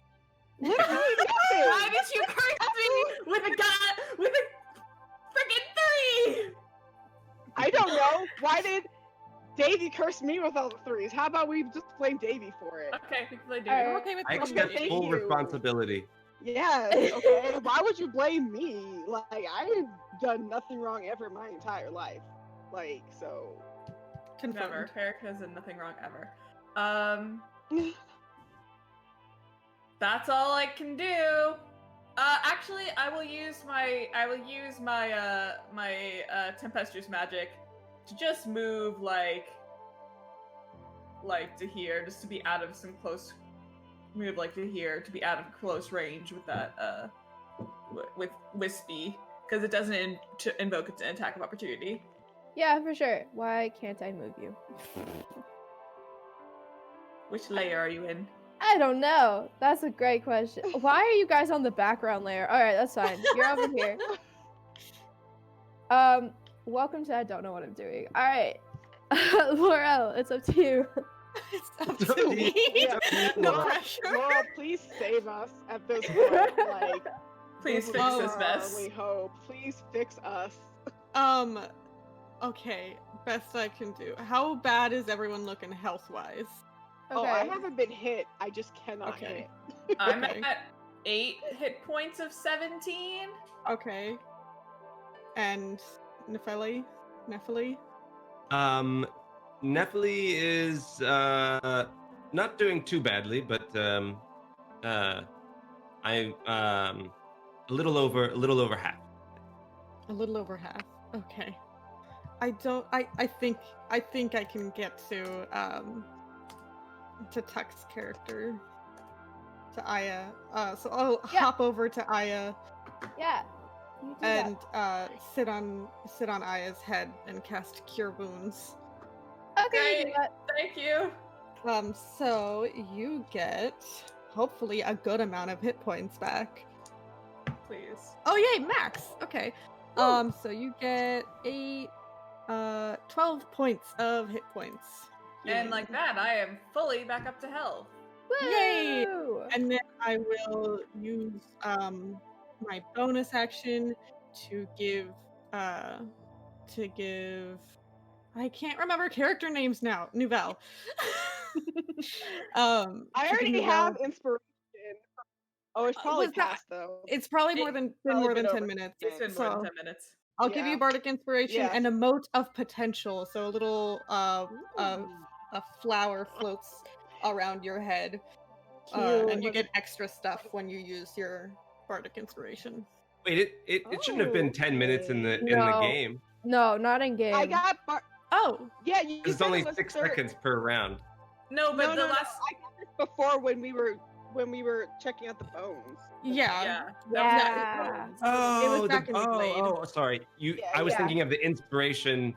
That Yeah, No, in no. the- It's been. I got you've it. been- I have an inspiration You guys are from walking the about an hour. DM, Yeah. And then I had bardic from Laurel earlier, but it's expired because it only lasts 10 minutes.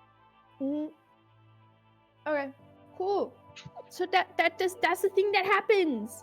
All right. That's a thing that happens. It's a thing that It did. happened. Yeah, it did it. All right. It So happened. these indestructible will-o-wisps. Oh gosh, I'm trying to decide. We're so helpless, even the DM. Should we doesn't agree run? with us? I mean,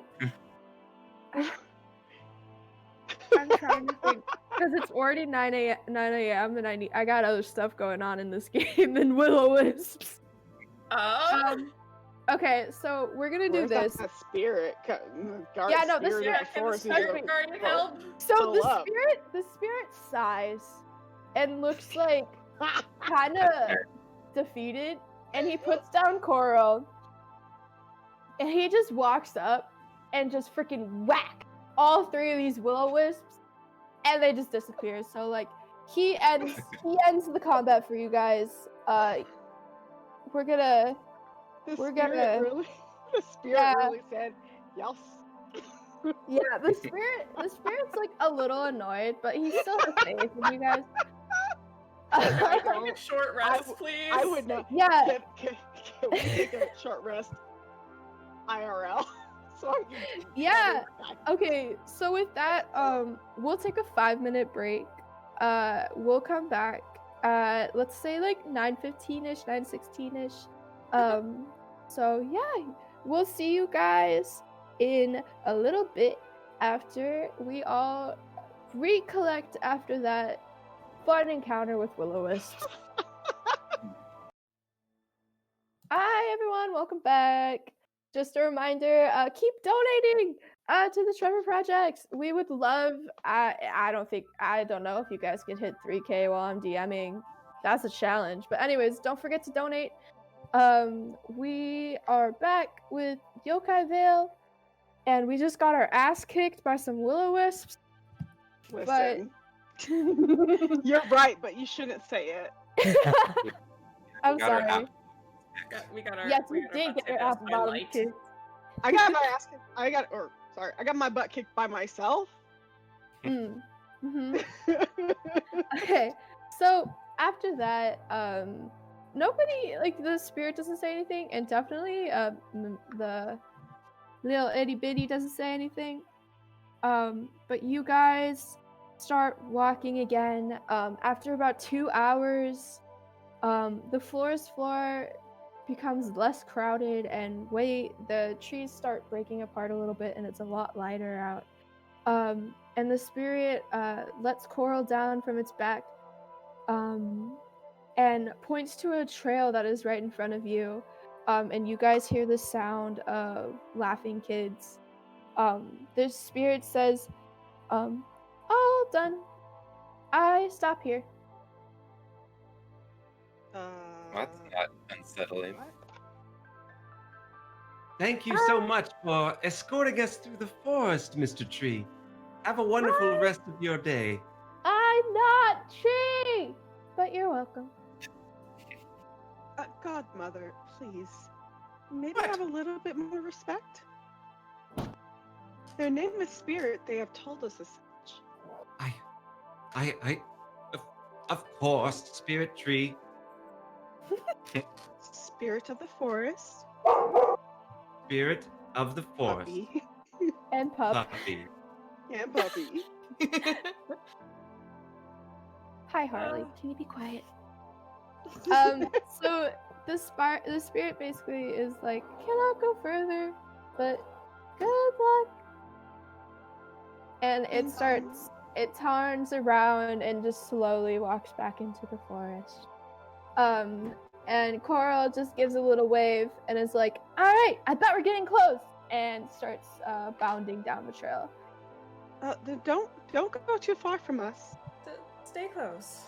I know! And she starts walking a little slower.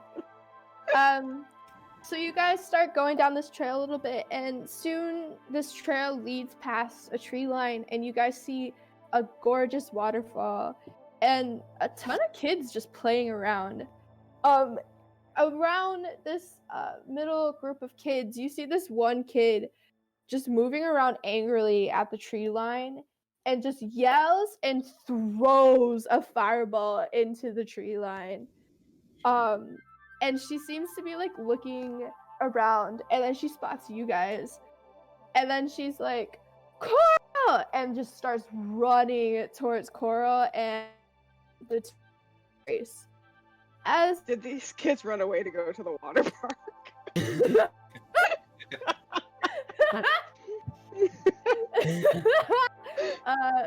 Maybe, I don't know. Anyways, as these two are embracing, you can tell immediately that these two are twins. They look exactly the same. And if you take a closer look, Ruby has almost the identical necklace as her sister, coral inlaid with a ruby, and you could kind of tell it must be something to remind them of each other. I love it. Ruby looks at you guys and is like, who the heck are you? And Coral just looks at them and like, oh, they're here to help. We're gonna get everybody back.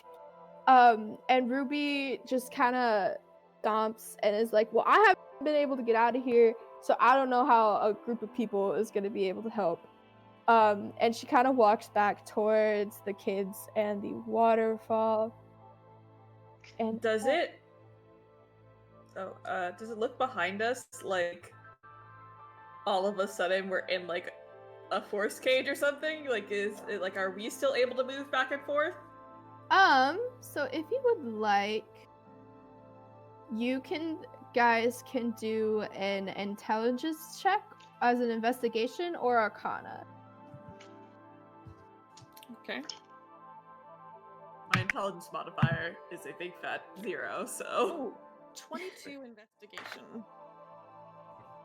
12. 7 for me. 8. All right. Sarcastic thumbs. All right. So everybody rolled, right? I'm not missing anybody. Mm-hmm. All right. So Aya and Laurel, as soon as you guys kind of enter the grove, you look back behind you and you see that there's like a slight shimmering around the I tree noticed line. this. I got a 3. Oh. Then whoever rolled more than 12 sees that there's a slight shimmering at the tree line. And you could tell that there's like some sort of barrier that is around this area. At the same time, you could kind of tell that the kids are just having fun, just eating berries, playing in the waterfall, like in the river around the waterfall, chasing each other around. And they all seem pretty happy. But Ruby seems to be the only one who's upset. What's wrong, Ruby? We're trapped here! And like, if I try to leave the tree line, something attacks me. And then when I tried to figure out what's going on, I got bit, and I'm just like over it. And I've been trying to tell the kids that something is wrong and that we should do something about it, but they just ignore me and keep playing. It's like they don't even know something's wrong. I love this kid. First of all, have to say that. It's possible they don't know that something's wrong. I don't know. I just want to go home. What happened? What brought you out here? Well, I am training to be a protector of the forest, so as soon as I heard that these kids went missing, I went out of my way to go find them. And then once I found them, I realized I get back. So I trapped myself, but you know what? I attempted. I tried. And that's what matters. I look at Coral and say, why didn't you tell us you're here as well? I honestly didn't even know she was going out here to find them. She's just known to like kind of go into the forest and do her own thing. So I didn't really worry about her. I didn't really know. Why? Excuse me, child. Why did the kids come here in the first place? I have no clue. That is not a question for me. I just know that they're here. Have we asked any of them? No, we haven't talked to any of them. You could go up to one of the kids and try to talk to them if you want. Yeah, Nephilim would just wander over to where the base of the waterfall, where all of the kids are playing in the water. Yeah. And if there's like a kid on the like sitting on the edge of the water, she will just take her quarterstaff and gently tap the top of the kid's head. Excuse me. The kid kind of like pushes your wand out of the way and is like, "Hey, what the heck, dude?" Hi, I'm Nephilim. What are you doing here? Playing. How did you get here? I don't. And they just keep playing. Hello? Kids are like stranger danger. They didn't even do that. They were just like, okay, anyway. Can you hear me? Hello? I can hear you. What the heck? Why are you acting weird? Well, did you come into the forest of your own volition, children? I don't know what you're talking about. And at that point, they just like back away from you and just continue playing. And kind of at that point, they just ignore you. Stranger I danger. While Nefeli's doing that, I want to like touch the border. Yeah. You touch it and your hand goes through. And as soon as your hand goes through, you feel a huge urge to just go back and turn back. And there's like tension in the air. You get a feeling that you really shouldn't go back outside.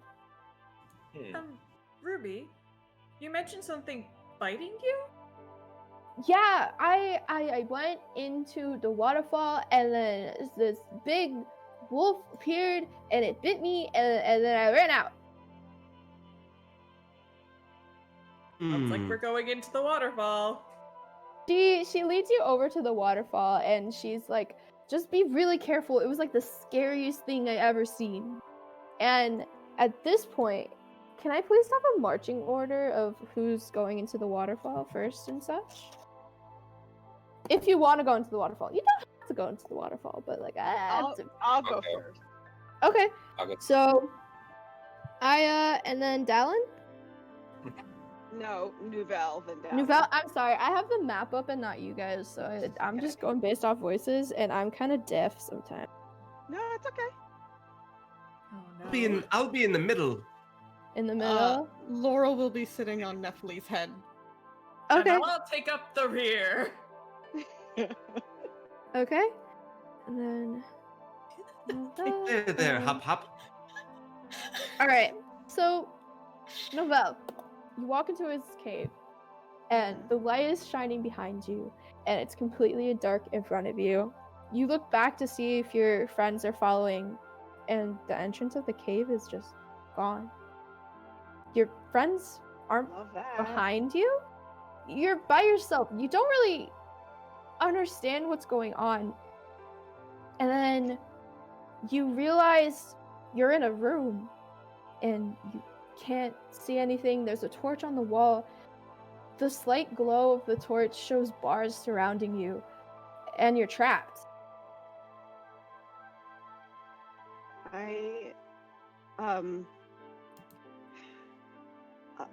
I try to be brave, but because I've been in this situation before, nothing new, but I can't help the way my heart races. And I reach out for the bars to see if there's any sort of weakness in them, or if it's an illusion or something. I can't be here.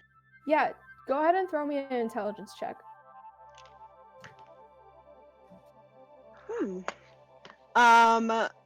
Just a check or a saving throw? Just a check, I think. Okay. That's a 17. So you notice that the bars move a little bit. And that, like, as soon as you grab it, it's kind of like a wet noodle, and you could just, like... There is a massive sense of relief. But still underneath it is that fear, because it maybe the weakness in the bars is an illusion rather than the actual sight of them. Like, you just never know. So I try to push my way out of the cage. Yeah, for sure. So you push your way out, and now I'm gonna switch to Dallin. So Dallin, you go in and you saw Nouvelle go in, but immediately you don't see her anymore. And then the same thing happens where the light behind you goes away and the room goes dark. And somehow you're back home. And it's... Yup, you know what's happening. And your house is burning? Your family home is in front of you, and there's embers just starting at the bottom, and it's starting to catch more and more and more.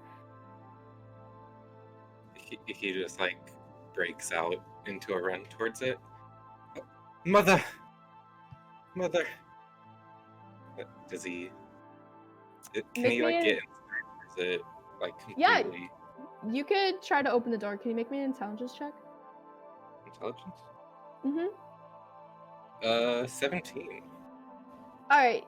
You open the door, and like the inside, something's off.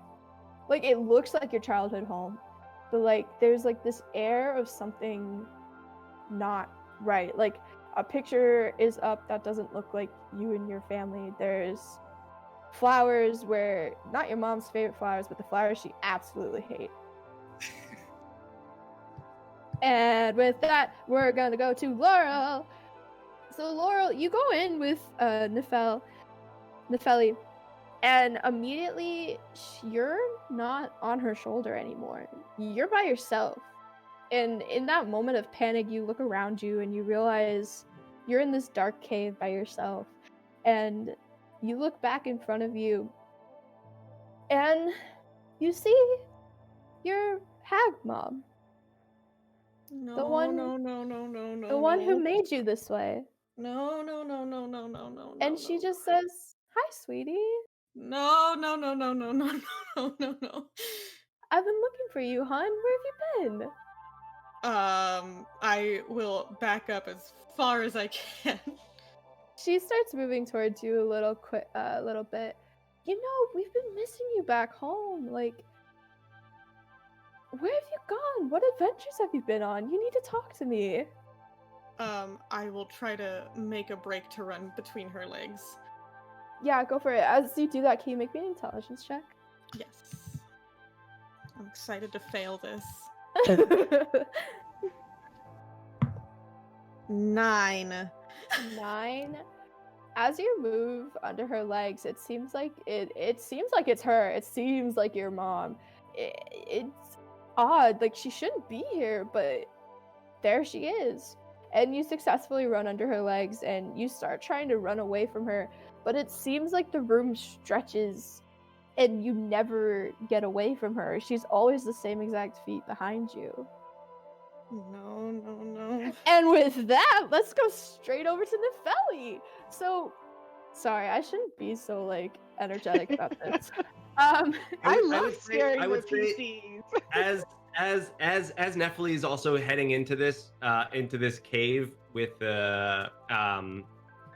Laurel on their head, as you know, stepping through the waterfall, and again you notice just the wind is she, you know, the way that she walks is such a way that there's just always this like wind and gust and breeze just like surrounding her as she just like glides into the cave. So you glide in, and you feel the air just stop, and you realize Laurel isn't on your shoulder anymore, and there's literally no airflow around you anymore. And then you notice the walls of the cave is starting to close in on you, as if the room is just shrinking, and it's slowly closing in on you.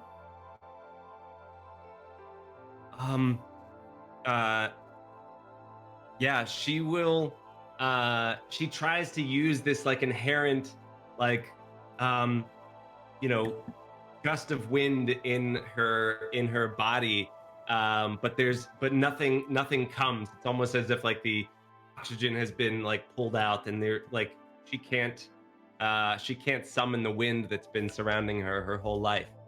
And she panics and pushes up against the wall, and she closes her eyes. She like, I feel like she's old enough and wise enough to know that this is an illusion, or at least to think that it might be, but she's still in the moment. You're still like, you still can't tell 100% for sure. And so she's like, let this be in my mind, but she's not sure. Make me an intelligence check.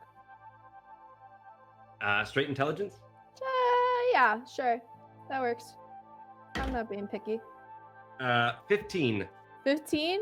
Alright. So you push up against the walls, and you realize you can push them away. They're going away. and you're able to push it back, and you realize the walls are like thin, oddly thin, like it's as if it's just like a veil. She collapses to her knees and just takes a deep breath, and walks through the veil, I suppose. Yeah, you're able to tear through it. And before I tell you what goes through and like what you see, we gotta go back to Aya.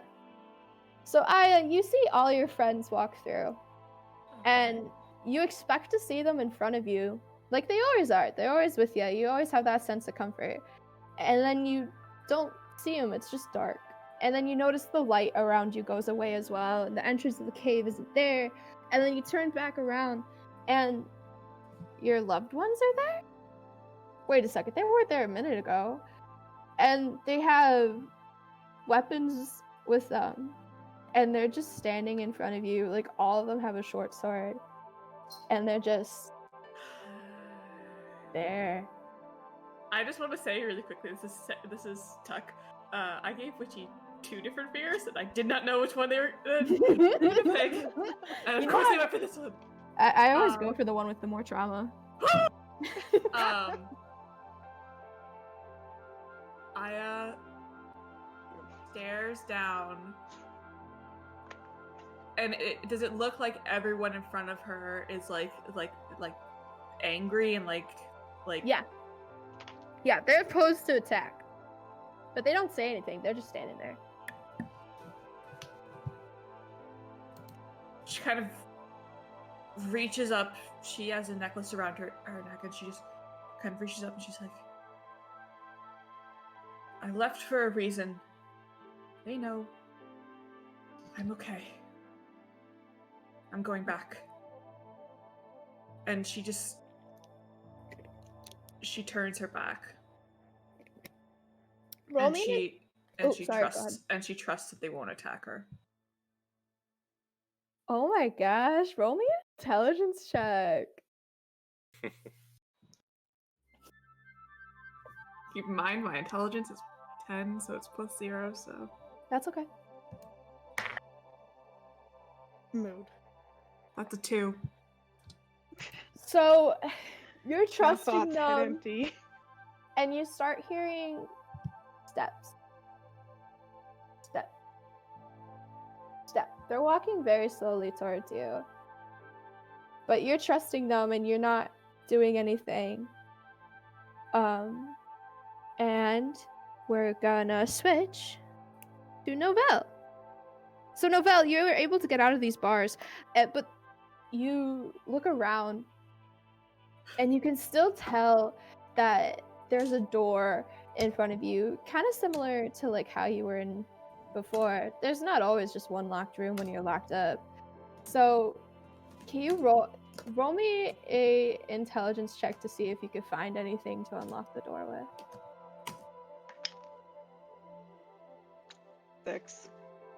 So you're like rummaging around this room, and you can't really find anything, but you know that there's a locked door in front of you.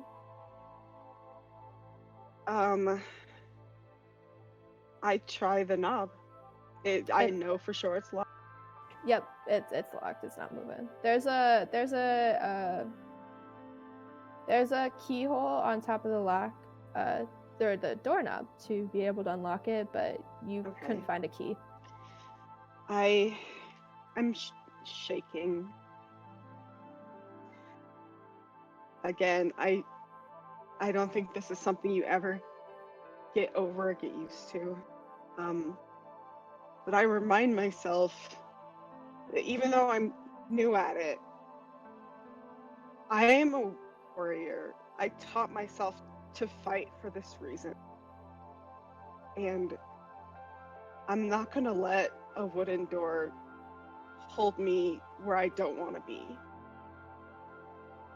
I take my longsword off my back, and I want to jimmy it between the door and the jamb to try to like hopefully pull the door out so I can escape. Make me a strength check. Strength, sorry. Or yeah. Or you could do athletics if it's higher. Okay.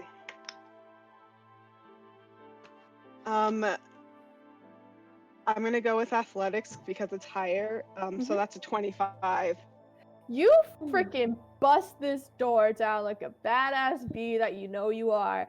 And it basically rips off its hinges. And at that moment, you could tell that that was all fake. And you see the room in front of you turn back to a regular cave. And you see Nefeli in front of you. And Nefeli can see me. I just want to make sure. Yeah, you can see each other. I fall to my knees and I start crying. I feel Out bad. of both a sense of relief, but also just there's always going to be that underlying fear that never really goes away.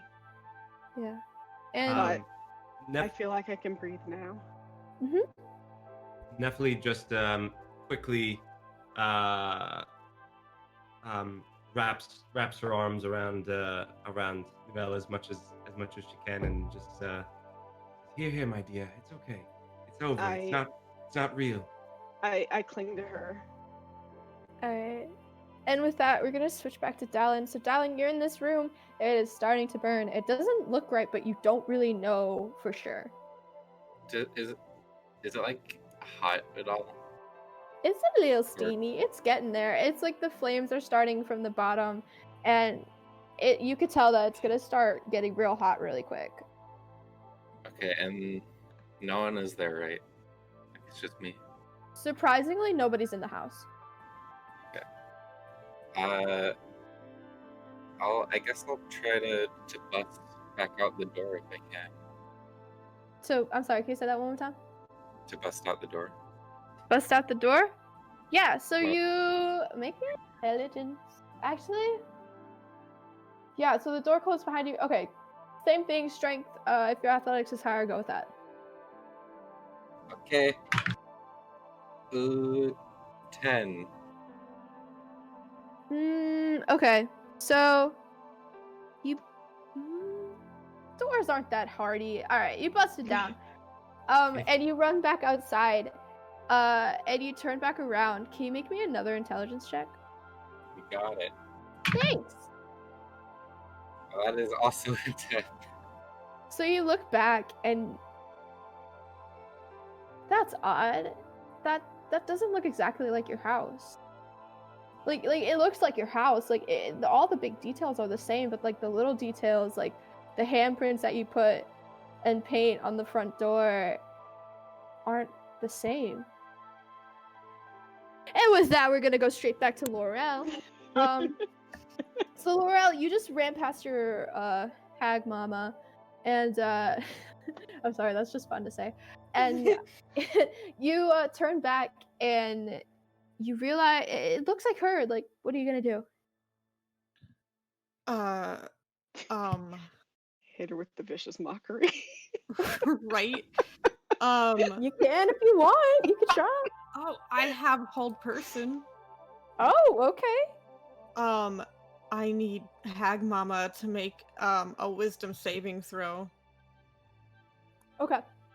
I did not have stats for Hag Mom, not gonna lie. Give me just a second. Alright.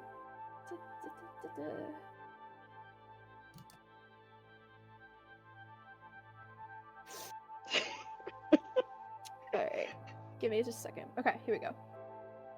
That was a whiz save, you said? Yeah. That's a 4.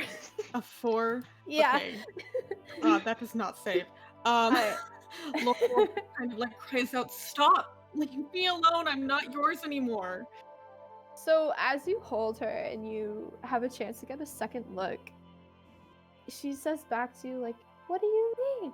And you could tell there's an octave in her voice that wasn't there before. And then you realize as you're holding her, she's a little too tall. And she's a little too big. Can you make me another intelligence check? Let me get out my new good dice. Okay. Let's Not roll the with bad this evil dice. one.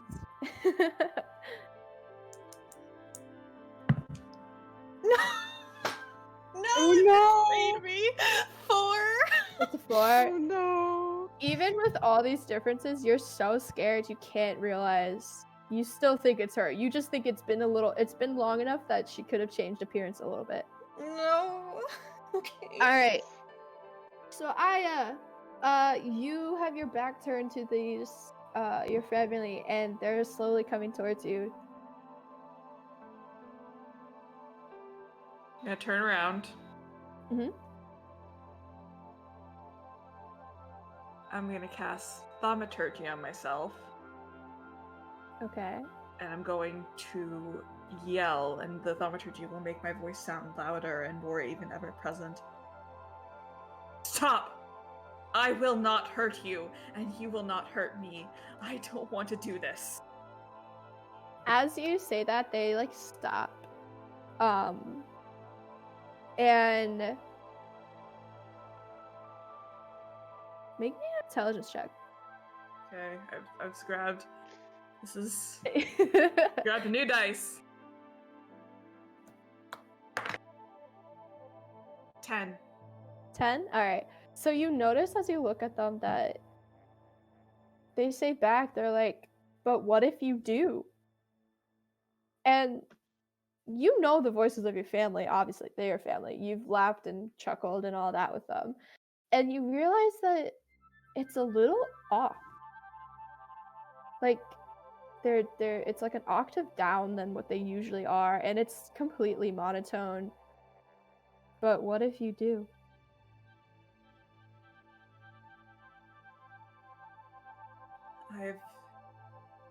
I've made it so that I wouldn't. I left so that I wouldn't. Alright, make me one more intelligence check. Hey. Don't fail me now! Don't fail me! 11. 11? Okay. With that, you could tell that your family doesn't look right. Like, you've memorized the features of your family. They're not looking the same. But now we switch back to Dallin. Dallin, you just saw your house, and it's not the same as what you think. So, what do you do? He's just gonna yell, "Whoever's doing this, I'll find you." He'll kind of like survey his surroundings and see if he can indeed find anything. Okay, make me a perception check. Let's do that. Oh, that is bad. That is 8. 8? You could tell the darkness seems a bit too dark, and something's up, but you can't tell what. He's gonna walk towards the darkness. All right, as you walk towards it, you kind of start hitting a wall. Like you hit your head on a wall, like bam. You kind of start hitting a wall, and by that I mean you hit a wall. Yeah, you literally hit a wall. You literally hit a wall. Into a wall. And you turn back around to the house, and you realize it's not your house. It was just a formation of stalactites. Dude, what the heck are you on? Like, why'd you think that was real? And then you see that Nefeli and Novell are just crying into like each other's embrace, and they're towards the other end of the cave. He'll just like walk over and like lie down, face down next to them. You lie down. It's not comfy. Your face is in some gravel. Just one with the floor. Just one with the floor. When I notice Dallin, I'll put like a hand like on his back.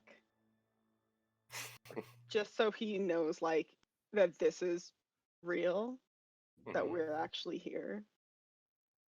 You just hear him let out a big sigh. All right, let's go back to Laura. Oh, I'm sorry. Go ahead. I would say that also. I think that Nefeli will stand up at this point, and put her hand on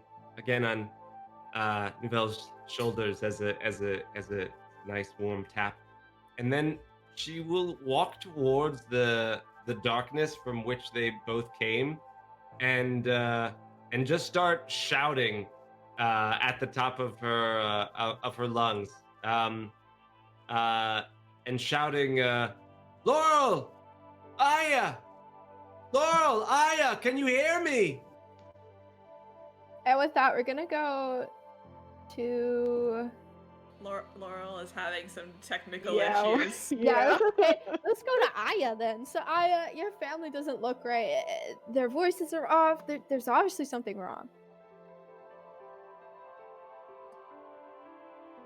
I know that you will not hurt me, and I refuse to hurt you. Stand down. All right, make me one last intelligence check. Okay, you're up on a good number. Natural 20. Oh shit! Yes!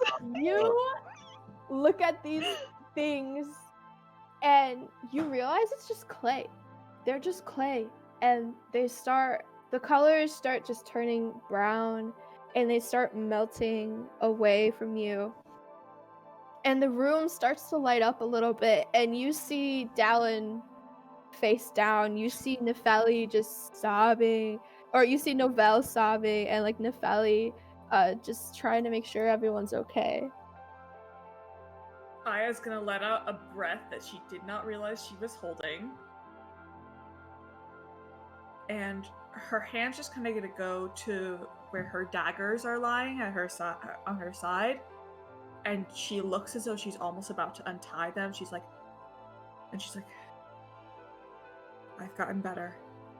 I will get better. I'm not going to hurt anyone else. Okay. And you guys realize for a little bit that Laurel is still gone. You realize she's still stuck there. And so she's still stuck there. And while we're waiting for her to have her technical difficulty resolved, you start realizing that you guys see before you, so like the end of the cave, the way that you came in is light again. You can see the waterfall and hear the waterfall in the background. And then you look ahead of you, you see dim candlelight illuminating a dark cavern, a cornucopia of dried ingredients, and weird occult stuff lay strewn around benches and tabletops.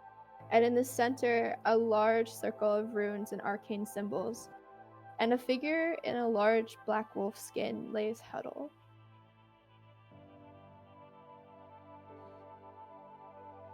It's a bit intimidating. Yeah. I approach. Aya's mad at this point, and in her hand is readying a firebolt. Yeah, I still have my sword in my hands, and it's kind of like doing that dope thing where it drags on the ground, like you see in movies. So as you approach this figure, you can kind of see more stuff within the room. She's surrounded by a circle of animal skulls, feathers, and clay dishes, holding weird fluids. I won't go into details. As you get even closer, she's cloudy-eyed, and she doesn't seem to hear that you came in. There's a sort of circle of runes surrounding her and all the things. And she doesn't even notice you guys are there. Can I study the runes? Yeah, make me an Arcana check. 10. You can slightly tell. You could recognize a few of the runes as barrier runes. You could tell she probably has herself in the barrier. You can't really see if the spell extends out to the barrier outside, but there's definitely a barrier. Can I, when I reach out, can I touch the barrier?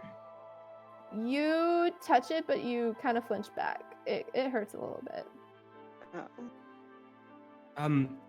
I think Nephili would reach out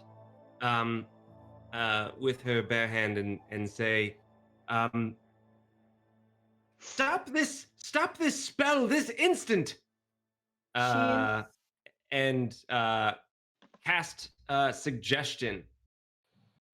Nothing Ooh. happens, and she's just mumbling to herself and just not even. She doesn't even know you guys are there. So she can't audibly hear me? No. Hello, are you back? I am. I'm so sorry about that. It's okay. Your camera's not picking up. I know. A lot. My webcam app is still loading up. That's okay. Really quick. So you're still with your hag mom, but she is in a hold. Do you want to make another intelligence check really quick? Yes, I would love to do that. 16. Ooh. So her face turns towards you, and it's like disrupted. It's weird. It's like distorted, and it doesn't look. It looks like her, but it doesn't look like her. You could tell that it's not her.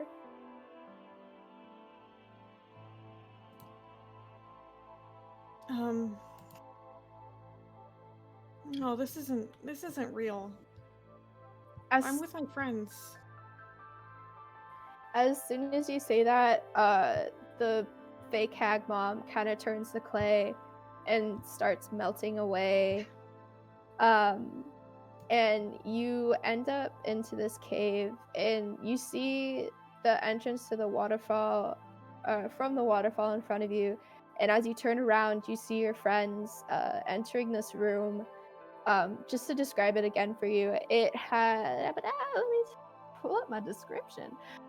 It's a dim candlelight illuminates a dark cavern. There's dried ingredients and occult stuff on benches and tabletops. There's a large circle of runes and arcane symbols, and a figure in large black wolf skins lays huddled in the middle of it. She has cloudy eyes and is blind. She didn't respond to anything, and the barrier there won't let anybody in. If you guys want to, can you guys make me a perception check?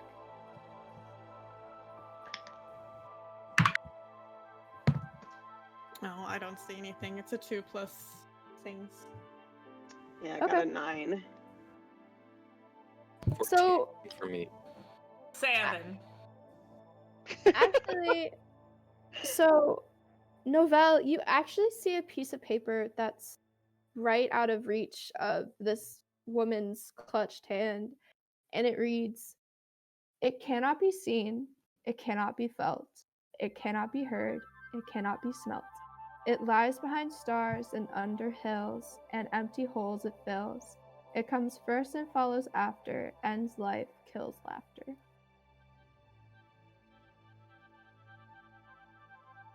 Davey, you're muted. Is it silence?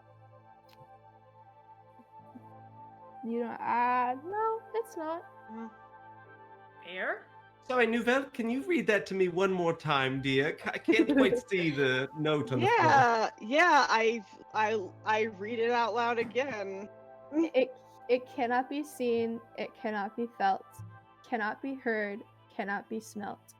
It lies behind stars and under hills, and empty holes it fills. It comes first and follows after, ends life, kills laughter. It's the dark. Is it darkness?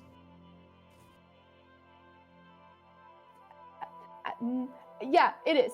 Just for sake of brevity and time, the answer of it is darkness. And there's candles lit in the four corners of the room, and then there's like two in the middle that your perception check also gets. Okay. Does it I seem? blow out the candle. I can make our Or lives easier. light- Can I just Oh, wait, are thaumaturgy? Yeah, so you thaumaturgy, and the cave goes dark. You're plunged into darkness, and after a few seconds, the sound of the waterfall drops away. And the figure in front of you asks, "Is anyone there?" Yes, we're here. Who are you? Who am I? I don't know. Who am I? Who am I? Who am I?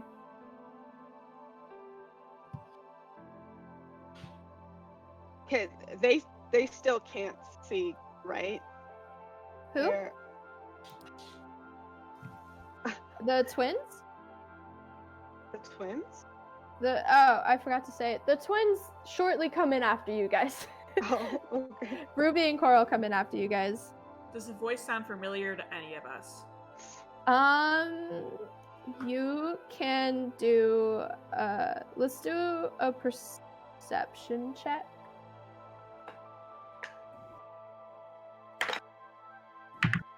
$21.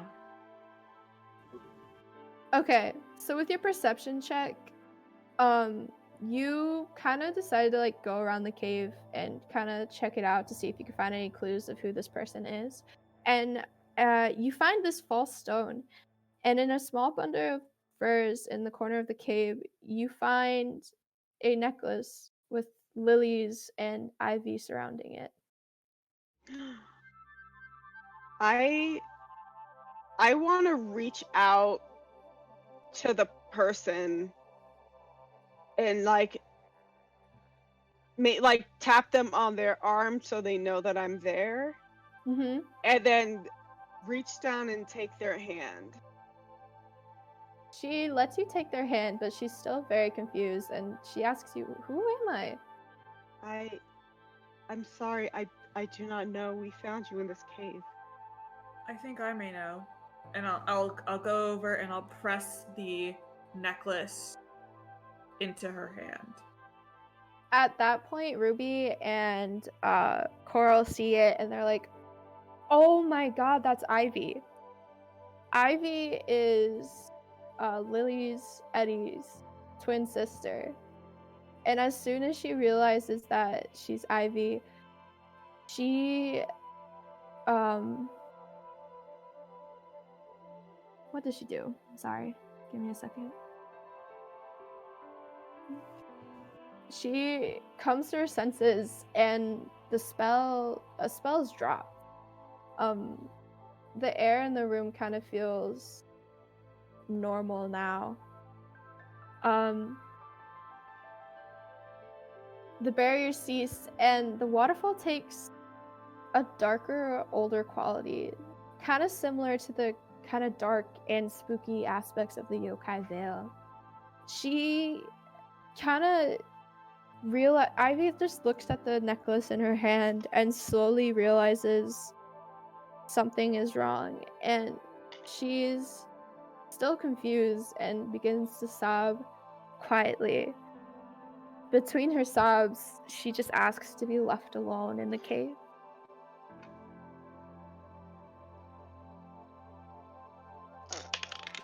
You've been alone for a long time. Do you leave. not want to see your sister? I'll see her eventually. I just need a second. Do I believe that?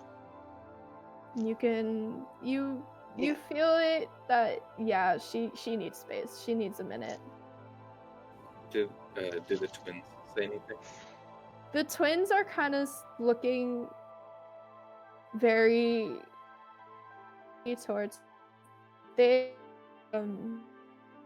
Ruby goes up and gives her a hug, but Ivy kind of like bats her away a little bit, not in like a rude way, but kind of like in a great aunt sort of way of like, I need a minute.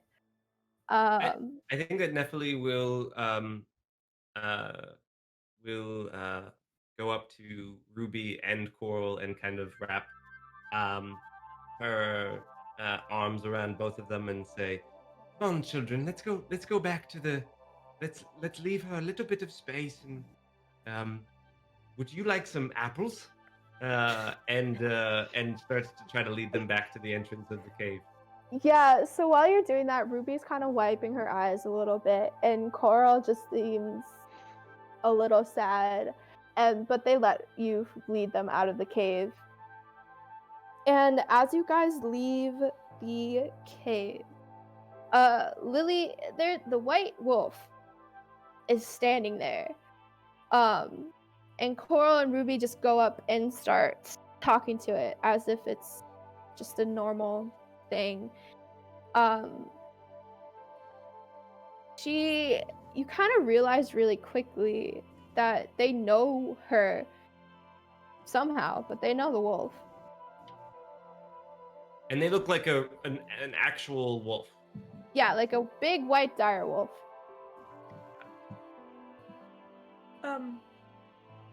Girls, care to explain?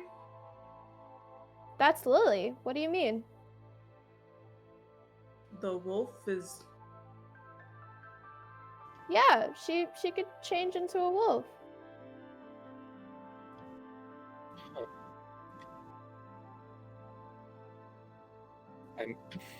You if you guys want to, you can make an Arcana check for me. Oh, because that's gonna be... Because I'm so intelligent. Can I do an insight check? Yeah, I'll go for it. 19 Arcana. Insight, please! L'Oreal, you realize Ooh. really quickly that she's probably a druid who could change into a dire wolf. 18. 8! Insight. Yeah, looking for me. Insight, you definitely can tell that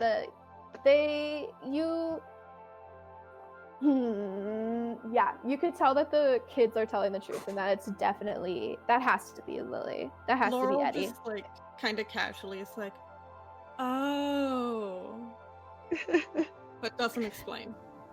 and, Okay. and just for a reminder, Lily is their great grandmother Correct.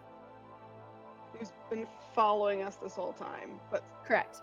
even though she said she wasn't going to come with us. Correct. Okay. I'm not gonna ask any questions. I think Nouvelle goes up to the wolf and says, "I don't mean to be rude, but I left that lock of hair at your place for a reason." She looks at you and she's like, I trusted you guys, but at the same time, I needed to be there when the barrier goes down. So I came with, just not entirely with. So you knew this whole time that it was your sister? Yeah, I did. She kind of goes into the story. Her and her sister have been the protectors of the forest for a very, very long time. But after a while, the forest wild side started taking Ivy, and she started being a wolf way more than being a human. She would go out every birthday to try to celebrate their birthday together, and after a while, Ivy just stopped showing up. She started realizing something was wrong, but she couldn't ever really find her, so she didn't see anything wrong with it. And then once the children started going missing, then she realized something must be wrong with Ivy. Why would your sister lure children out here? I think she just wants to be happy, and she wants to make sure the children stay happy and that nothing bad ever comes to them. So if she's able to put them by her and protect them physically, then they never have to worry about being sad. But I gotta go to her, and kind of like that, she changes back into a normal form, and she starts working into the cave. But she turns back to you guys and is like, I understand this situation is horrible. I understand my sister did her wrong, but I just ask that you give her mercy, because she obviously isn't in the right mind. And she goes back into the cave to comfort Ivy. I turn to the rest of my party and says, did we give the impression we were going to kill her?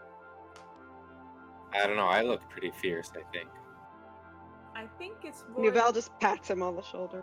I think it's more what we tell the towns about their children. Speaking of which, where are the children? So the children are kind of at the entrance, like kind of by the water side. They're looking at you, not knowing what's going on. They are just like confused. They know that they've been here and were playing, but they really didn't remember why. And they're kind of just looking at you guys like, the wolves are nice? The wolves are nice. They are. The wolves that protect the forest. That's cool. When we get back, I agree. treat you to some cake. And as soon as they hear cake, they get really excited. Coral and Ruby look back at you guys, and they're like, we can take them back. We know the way back. We know the forest like this and that. And they they start leading the kids back down the river, back to Bubbledown Brook and Root Burrow.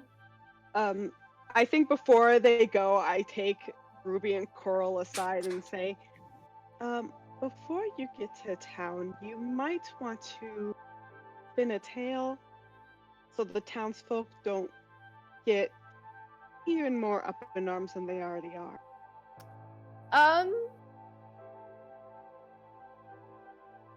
They say that we'll say, so like Ruby and Coral look back at you guys and say, we'll say that the yokai somehow figured out a way to gather all the kids up together, and that you guys were able to defeat them with your smarts and your brawn and your magic. Yeah, don't tell them about all our whiffs. When you say that, Coral just chuckles, and Ruby's like, what do you mean? Exactly. And with We that, also Away need to make from- our way back to the towns. We should probably follow. yeah, you Away guys can from- follow behind them. Away from Coral and Ruby, Nephili is actually with the larger group of kids, and is trying to entertain them with some magic of just like having leaves and sticks and rocks just like swirl around on top of her palm, hoping to make the kids laugh or be amazed. And she leans in and she says, okay, before you go back to town, I have a very important question for you. While you were in this forest, did you spot any mushrooms that were particularly tasty looking? Not poison, just scrumptious. The kids all kind of turn and look at you, and they all kind of give like you the like, what the heck look? But this one kid's like, oh heck yes! There was this one mushroom that had like a Oh red my top God. and then white sides, and it was No. delicious. And like I had a little bit of a kick afterwards, but it was so good. And like she just starts going off about mushrooms to you while you guys are walking back. Laurel Kid. sighs a little bit and druid crafts a mushroom for Nephili. Ah, but is this the mushroom the child spoke of? It's better. Goodness, what? Thank you so much. Here you go, Zephy. And the hawk next to it on her shoulder nibbles some of the. I scoop Laurel up and kiss them on the cheek. If a frog could blush. Alright. As you guys are walking along the river, you guys notice that the yokai aren't messing with you guys. And Ruby and Coral reports to you that Edie said that the yokai aren't going to interfere as long as you guys stick to the river.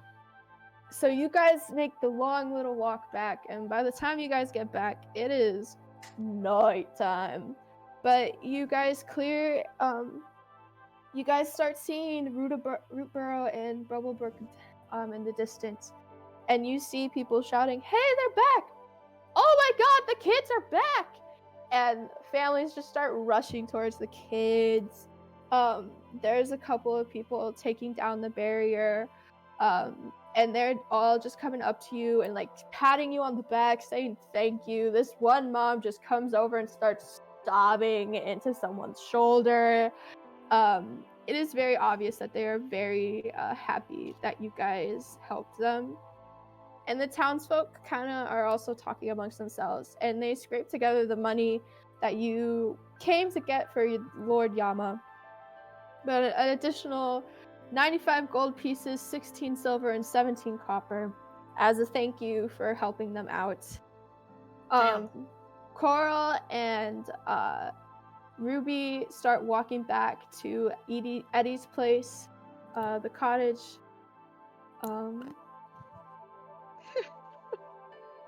So you guys kind of follow back with them just to make sure they get back okay, because you know they've been through some stuff if you really think about it.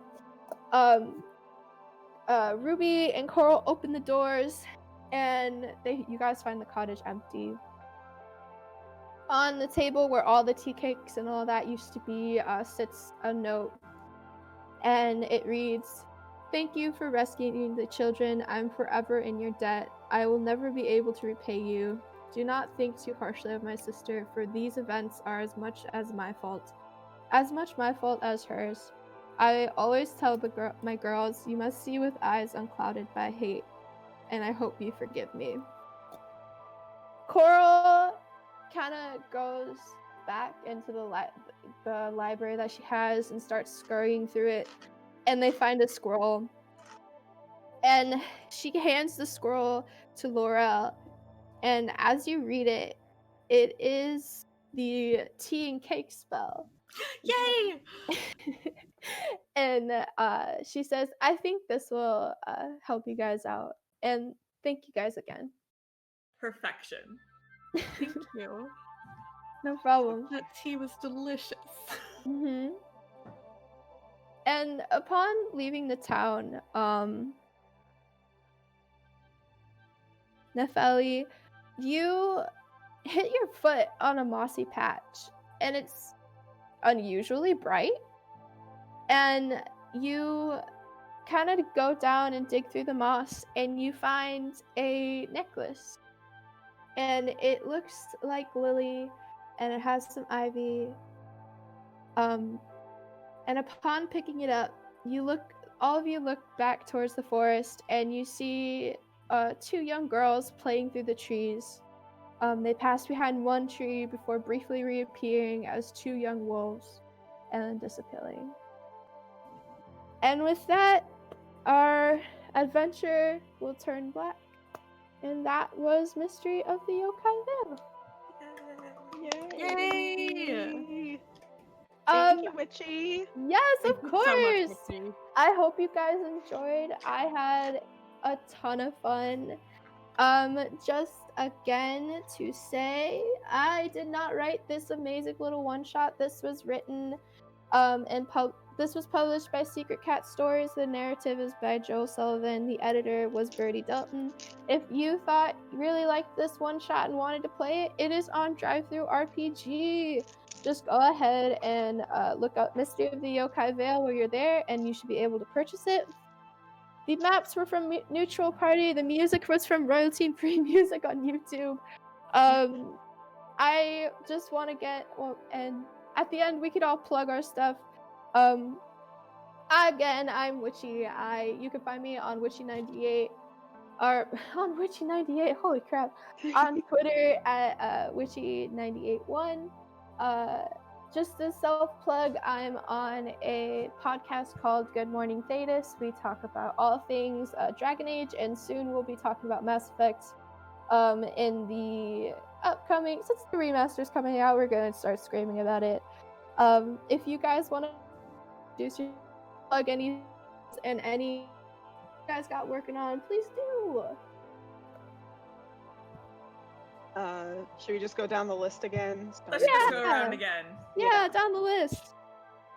So Davey, that's you first. Oh, that me? Okay. Hi, Yeah, everyone. you're welcome. Hi, my name is Davey. You can find me on the Twitch and the Twitter at thatdavey.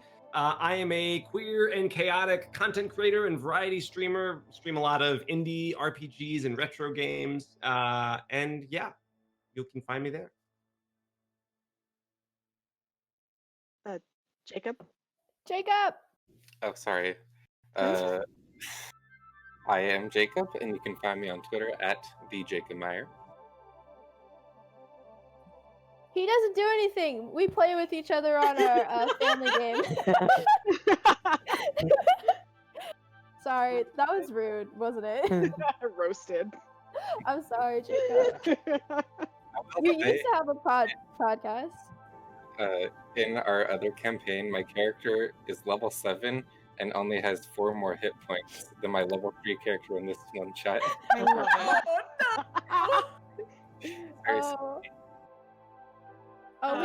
it. We gotta love that oily boy though. Anyways.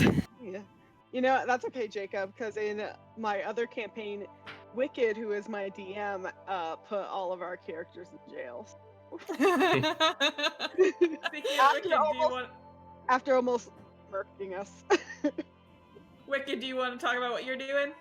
Yeah, so I am Wicked Snack. You can find me on Twitter at wicked_snack or on Twitch at twitch.tv/wickedsnack, all one word. I am a queer variety streamer. I have been off streaming for a little bit, but I am planning on getting back into it this week. I actually do, I've been doing a Dragon Age full trilogy playthrough to have each game affect the next. I love it. And we're getting close to finishing Dragon Age Origins if it'll just stop crashing. I feel that. Yeah. There? I'm Fair. You can find me at Twitter and on Twitch at Fairbear. That's twitch.tv/Fairbear. I'm a black and queer variety streamer. I kind of just play whatever I want, whenever I want, but mostly it has been a lot of Marvel games. While I complain about Marvel. That's it. You can also find me on Davey's channel, moderating for him and also roasting him constantly. And I am the French Tuck. You can find me on Twitter and Twitch at _French_Tuck. I am a cooking and baking Twitch streamer. I am also here on the Great Restoration channel for every Thursday night for Victorian Vigilante, where I play Alexandra Collins. I will also be back here in 3 hours, or 4 hours, for the last 2 games of this TTRPG marathon.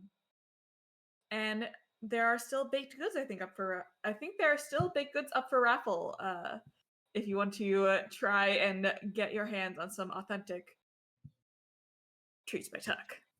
Yes. Yeah.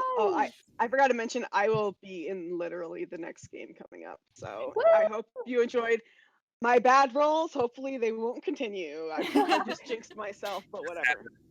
Get them out of the way. Yeah, get them out of the way. Speaking of, the next game that we got coming up is called Family Business with our GM Quacky. It's going to be at 12 p.m. Eastern time, so there's about a 30-minute break. But stick around. Don't forget to make your donations to the Trevor Project. I believe all of us here can really say that the Trevor Project is a very important charity. They provide a ton of help for LGBTQIA plus individuals. So please, please, please show your support. And with that, I believe that's it. I think I hit everything. Yeah? So, all right. Thanks so much, Witchy. Yes, of course. Thank you guys so much for having me. You. Thank you guys Richie. for watching my first GM game.